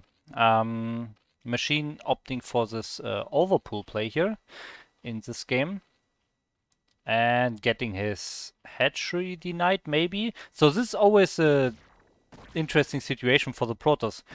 Do you want to see the pool timing? Do you want to see if it's a 9 pool maybe? 9 pool speed? Or do you want to block the hatchery? Some Zergs are faking it when they go 9 pool speed. They are sending a drone here and hope that the Protoss tries to block the hatchery that is not coming. So sometimes it's useful for the Protoss to actually go into the main and not block the hatchery. Oh man. Okay, so he decides to go for the hatchery block, which is nice in this situation. He definitely blocked the hatchery that Machine wanted to take a little bit earlier, but he also lost the scouting probe. So I think he has to send out another one very soon. Otherwise, he doesn't have any information about the pool timing, the gas, and you kind of need that information. Yeah, personally, I always like to go into the main and check, even if Yeah. I know it's close to that time. It's like I'd rather just instead of blocking that for a few seconds, I'd rather confirm and just be like, okay, I know what you're doing for sure. Yeah. But in this case, we saw Sneasel did not. Now he did get a sneak a zealot out here, and all the lings are on the other side of the map. So potentially you could kill a few drones here. Like Machine's not really ready for this zealot sneaking in. Okay, Zealot is coming. So what is Machine producing? Okay, another drone, so just now starting another pair of Zerglings. So yeah, this Zealot could do some damage. And he's actually retreating the Zerglings from the natural of Sneasel. So Sneasel is totally fine here, getting his Nexus now after the cannon. But what can the Zealot do? Can it get a kill here? Yeah, Preventing so some far nice mining. defense. Yeah, pretty nice defense so far. Not losing any drones. Um, Drones actually weren't mining at all there for a second, so that's good for Sneasel. Doesn't look like he's gonna get a drone in the end. But like you said, we do have the Nexus coming up. It is a bit late having it after the cannon. Isn't necessarily what you want. But I think he felt pressured into doing that with the lings out on the map. And the Zealot will go down. So very nicely handled from Machine. And I would give him a little bit of an advantage in this game because he's already got his third hatch finishing up here, even before the Nexus is done on Protoss' side. Yeah, I definitely have to agree. A Machine going into a very nice early game here. And what is Sneasel doing now with his gas? So will he go for the Corsair this time, or will he try to go for that double gateway pressure build again? Yeah. Or maybe he goes for just a normal 4-gate Zealot timing or something like that. We've seen different builds. Okay, there is the Stargate, so it will be Corsairs this time. And Probe does kind of get there and scout the third base. I don't think he actually got into the third base. There were links blocking it, but he can assume that there's the third base there, or he probably saw the creep either way. Is he going to get into the main? It looks like no, he will get denied. So once again, he doesn't know if this was a layer build or if this was Hydra or 5 Yeah, health. he really has no scouting information so far. We really have to see that Corsair going straight into the Zerg main to see the Spire. Otherwise, that can really spell doom here for Sneasel. Yeah, I am definitely getting a little bit worried for him. I know we said this would probably go to a game 3, but Machine's playing really well and Sneasel's playing blind, and that's never a comfortable position for Protoss in this, especially in this matchup. Okay, we are getting the +1 air again for the Corsairs. Now, will he make more Corsairs this game? Like we saw him do this another game, but he only made what, like a total of 2 Corsairs. It just feels Yeah. like a waste if you're going for only 2 Corsairs. You really want to go for more than 2 if you're going to get the +1 air weapons. Yeah, and that was also on Eclipse, I think. That was the game where, that was also on Eclipse where he went for the 2 Corsair +1 build, then lost both of his Corsairs, and then got all his High Templars killed by 5 Mutalisks. So I hope that doesn't happen this time. So far, he is still producing. Yeah, he's queuing up a third one, so he is going for more Corsairs this time, so that's good to see. Yeah. Oh, sorry, at least more than 2. Ideally, I think you want to get up to at least 5 if you're going to go for that +1. But we'll see. Meanwhile, we do have some Scourge being made. There's even a Mutalisk being made. I don't know about Doesn't. this. Oh, Okay, at least he got the go ahead. Overlord there in the last Yeah. seconds, but he did not really care about the score there.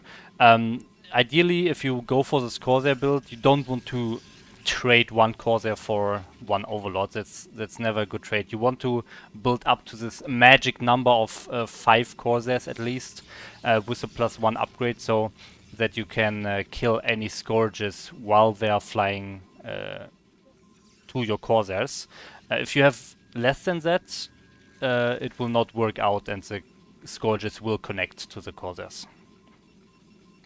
All right. Well, we had a group of zealots just chilling out here on the bottom of the map, but it is scouted by Machine there, so he is gonna send them back home. They were sitting down there for quite a while. A couple of lings ran past and saw them, so he sent the Overlord there too. I wondered if maybe he was gonna try and sneak them in after if Mutalisks or something came across the map, but that plan's not gonna work now. And Machine looks like he's gonna try and intercept these zealots.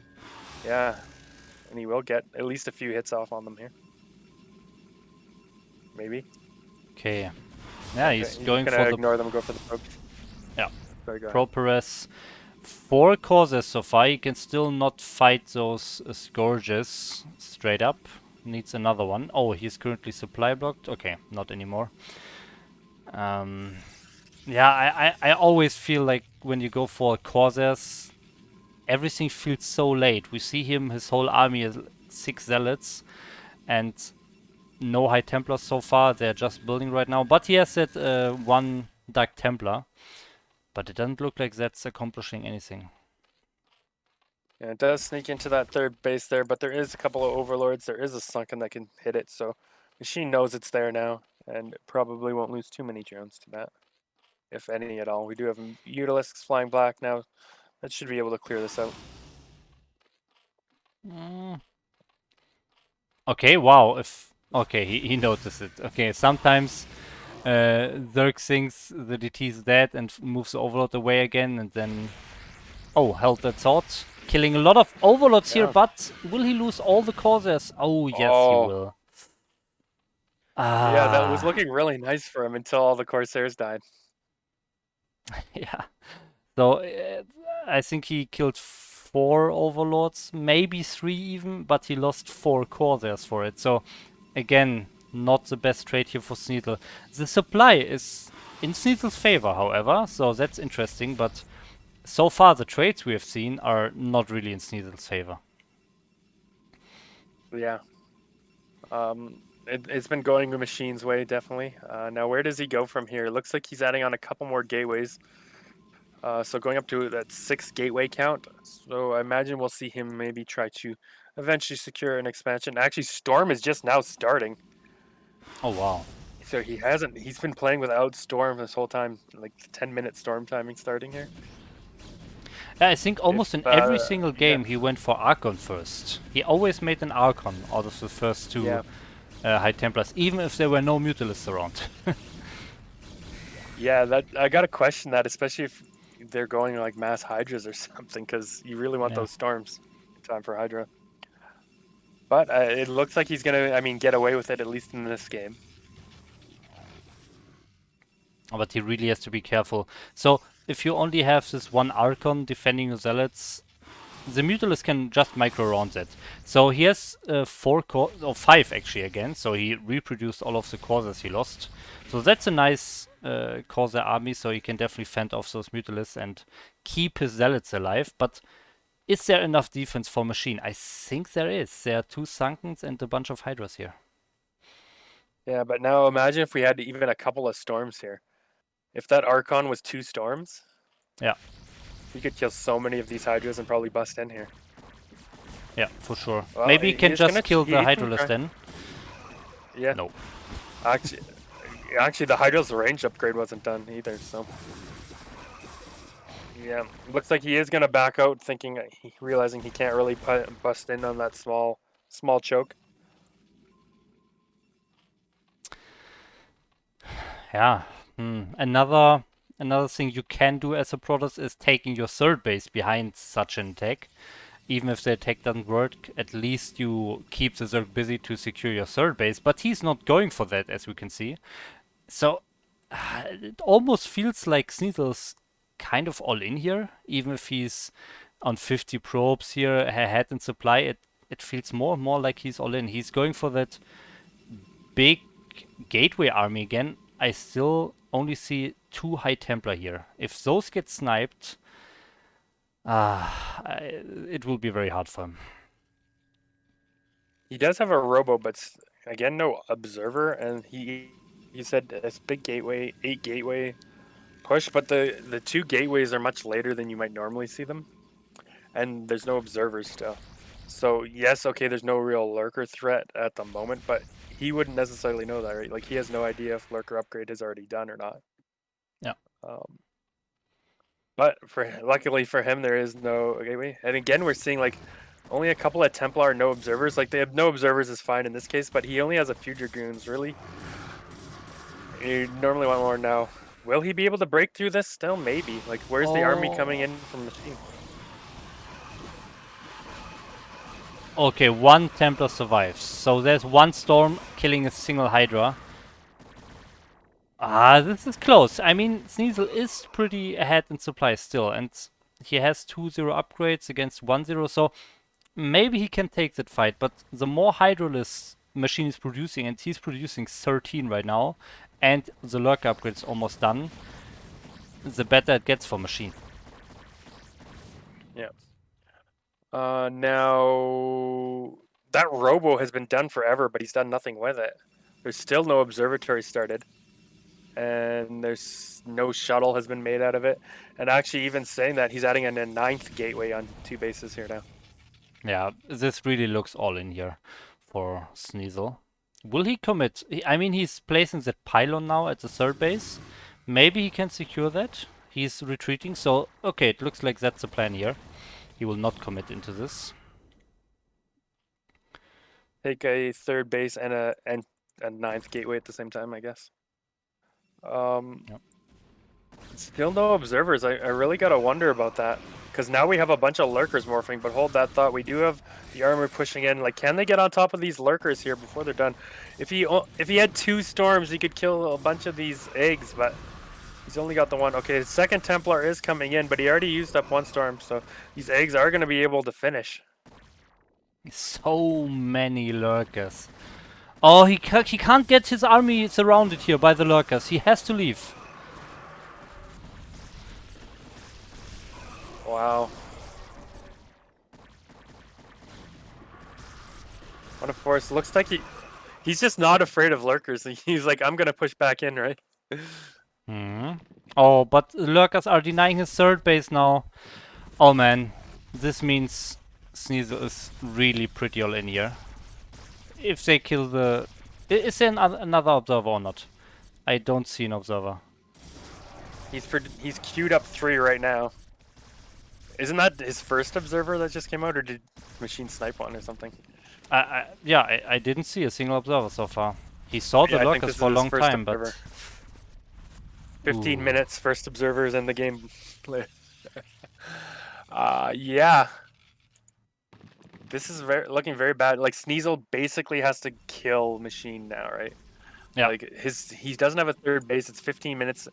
He's on 9 gateways. He just got his first observer. Like I think he realizes that he's got to kill it, and this may actually work. Like he does have a very big army.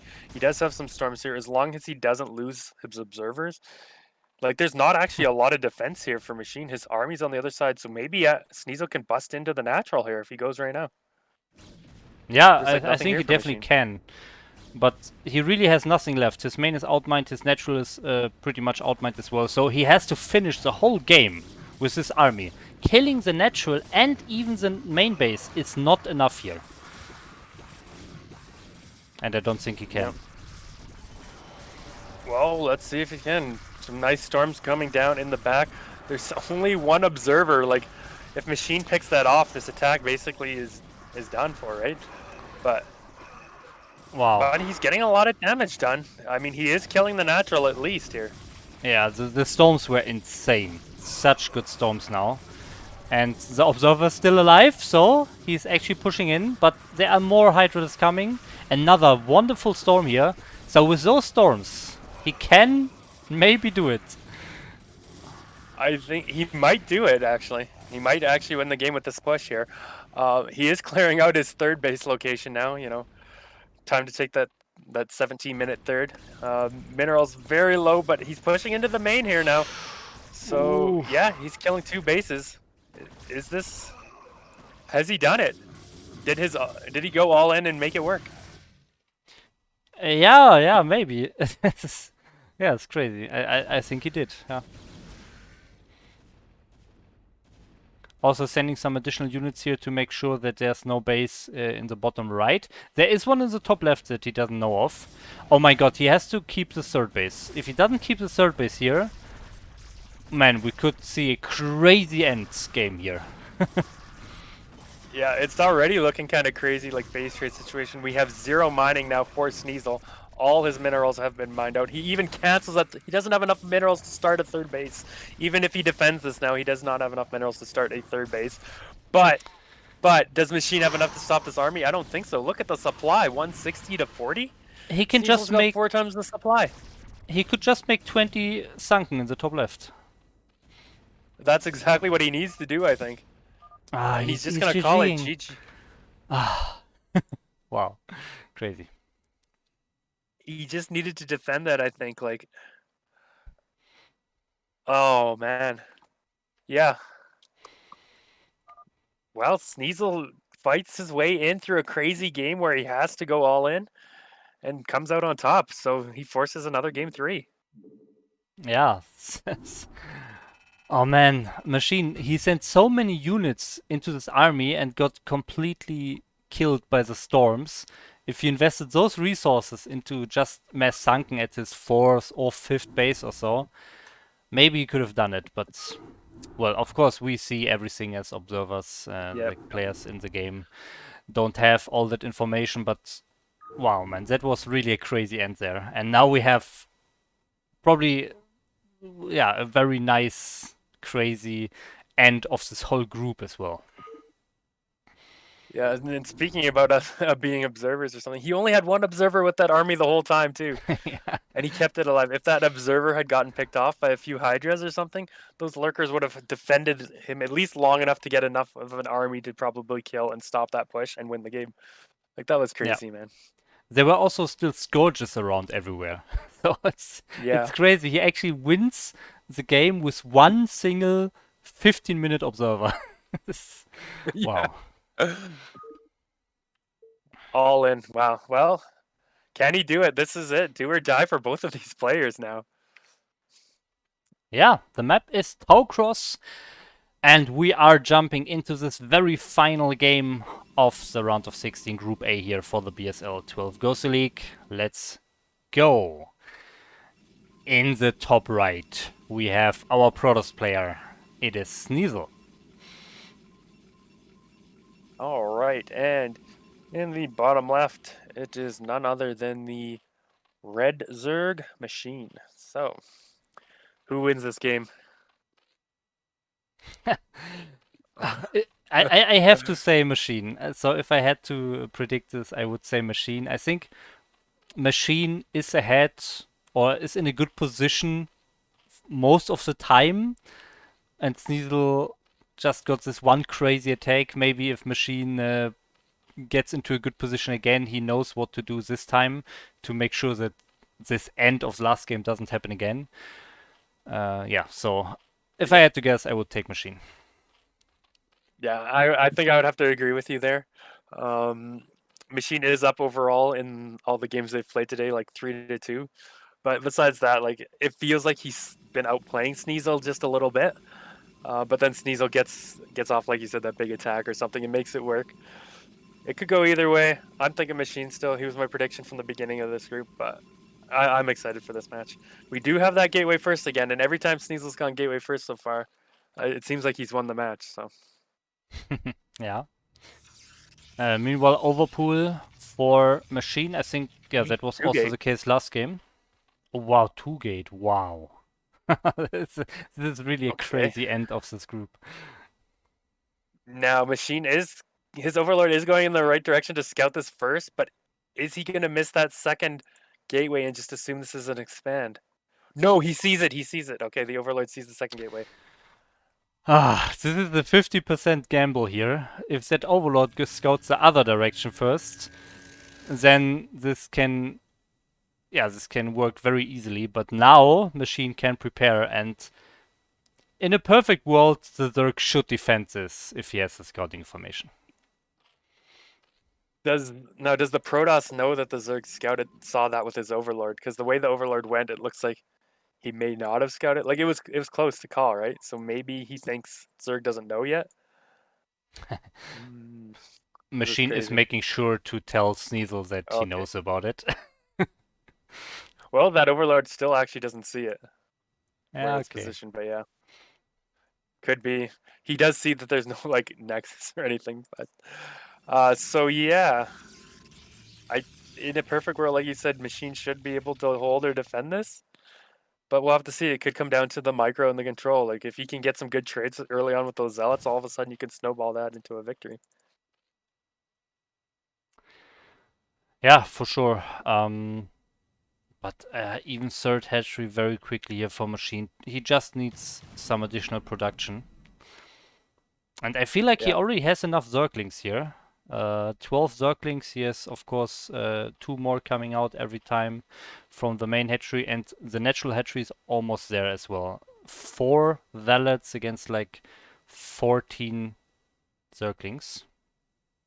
Yeah, pretty good positioning too. He knows, okay, he's only on a one base Protoss. I don't want to take my third hatch at a third base because that just gives him way more places so he can attack.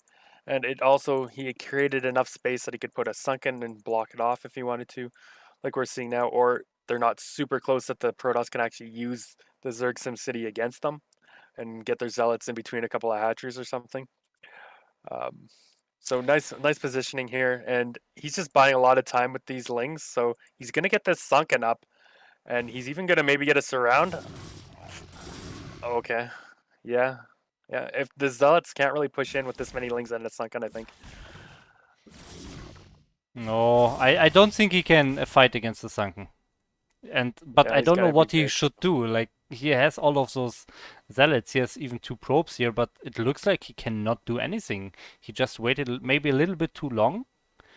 Oh, but machine is producing 1 drone. Is that too risky? Well, we'll see. I mean, he's still threatening this attack. He wants. I mean, he needs machine to keep producing lings. This is really his only hope because he's still only on that one nexus, right? He's got to force lings instead of drones. But like as we can see, there are drone machines going like 50-50 on the Lings and drones right now. Yeah. Okay, we see a little counter take here by Machine. Will this trigger Sneasel to attack? I don't think he can. There are still too many Zerglings here, I think, but he's doing it. Okay, we have back action on both fronts here. Yeah, who comes out on top? Nice blocking by the Lings, so the Zealots can't get into the main there. He will push Sneasel back, and meanwhile, looks like he's maybe can kill the Forge on the other side. No, he will be pushed back by those two Zealots, and the cannon will finish. So neither player taking really a ton of damage there. The Nexus now finally being placed down from Sneasel, but is it too late? I don't know. Yeah, I'm not sure. I mean, the worker count is in favor of Sneasel, of course, but we have to remember that Machine has 3 hatchery production, so now that he knows the threat is over, he can just switch to full drones and catch up very quickly in the drone count here. Yeah. He forced a lot of Lings, but I don't know if it was enough. He didn't really get any damage done with his 2-gate opening. Like he's just now starting to mine gas as well. Now we do have 160 gas mined for Machine, but he hasn't done anything with it. He's using all of his minerals, of course, to replenish his drones, and you can see already he's caught up quite a bit in the drone count there, making absolutely nothing but drones here. Just really getting his economy back on track. And now he's going to start mining gas again, and I guess we'll probably see a lair or some other kind of tech with that very shortly. Yeah. And yeah, what is Sneasel doing? He has core finished and... Wait, where is the gas? Okay, the +1. I was looking for where he spent his gas on, or what he spent his gas on. It is a +1 attack upgrade. Before any Stargate or... Yeah, before the Stargate, basically. So that's interesting. Yeah, I don't think this +1's going to finish, though, very likely. We do have a Hydralisk done now for Machine, starting that range upgrade instantly. So he's just going for 3-hatch Hydra behind this, and he has a ton of Lings to help buffer. So I feel like the Hydras are just going to get across and be able to snipe this. And if Sneasel doesn't get wind of it, that's his Hydralisks, he's not going to even have the enough cannons to defend it. Well, but this Zealot force that's sneaking out, I don't know if it's doing damage or not, but it is getting the scout information. It will scout the Hydras, I think. So that's very important for him. And yeah, very, very important. He's going to throw down a second cannon there as well, even before scouting. Oh, Machine's pulling those Hydralisks back. He doesn't want the Zealots to scout him if possible. Oh, if he sneaks them out to the right here. Oh yeah, he's doing it. Oh, Yeah, and Sneasel does not nice know. play. He does not see it. He did not like send one Zergling in to scout it or so. Oh, there's a second cannon, but I don't think that's gonna cut it. There's no storm. I feel like this could be it. Yeah. Yeah. There's not a lot of Hydras here yet, but Sneasel only has 2 cannons. Like you said, he has no storm. Leg speed, is it done? Oh no, it's just now started. Okay. Yeah. So he's not going to have leg speed to fight against this either. He's got half his Zealots across the map. So he's moving out with some more Zealots, but now he sees the Hydras. But half of his army is out of position to help defend this. So maybe he goes for the counterattack if he can hold on here, but I don't know if he can. Yeah, he needs the cannons. Maybe pull some probes, I don't know. Well, Zealots are coming in, but speed is still a long way from being done. He's going to kill all the units and cannons at the front of Sneasel's base here before these Zealots even get into the fight. And slow Zealots are going to get destroyed from these Hydras. I think this is it. I think Machine's got it. The probes are being pulled now, but will it be enough? Oh man, GG. 2 Zerglings kill the cannon, which was at 100% progress. He did not pull the probes in time to block the Zerglings. So unfortunate. Well, but nice game by Machine. He scouted it and he reacted perfectly. He had no problem defending this aggressive game or aggressive strategy by Sneasel. So congratulations to Machine for advancing as the second player out of this group, and we'll see him in the round of 8 next time. So 1 Zerg and 1 Terran in the round of 8 from today. Nicely played. It was a very, very fun group. Nice games from all of our players. But unfortunate that Zoom got walked over there, or we didn't see his losers match game. But all the other games today were very nicely played and very exciting series. So looking forward to some more GosuLeague action. Yeah, for sure. Were some very interesting games in this group. And yeah, let's do another quick check here. Little wrap up from the group. So for anyone who tuned in later, we saw Machine defeating Sneasel in the beginning of the group. Goku taking it against Zoom. Zoom sadly leaving after that. So Sneasel doesn't have to play the losers match, but goes into the final match. And Goku took it against Machine in the winners match, advancing in first place here. But Machine in the decider match against Sneasel, we just saw it taking another best of 3 win against Sneasel to advance in second place here.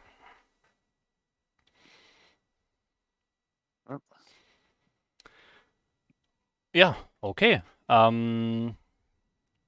Maybe I will do a little quick check on what we see on Thursday here. It will be Group D. Veer?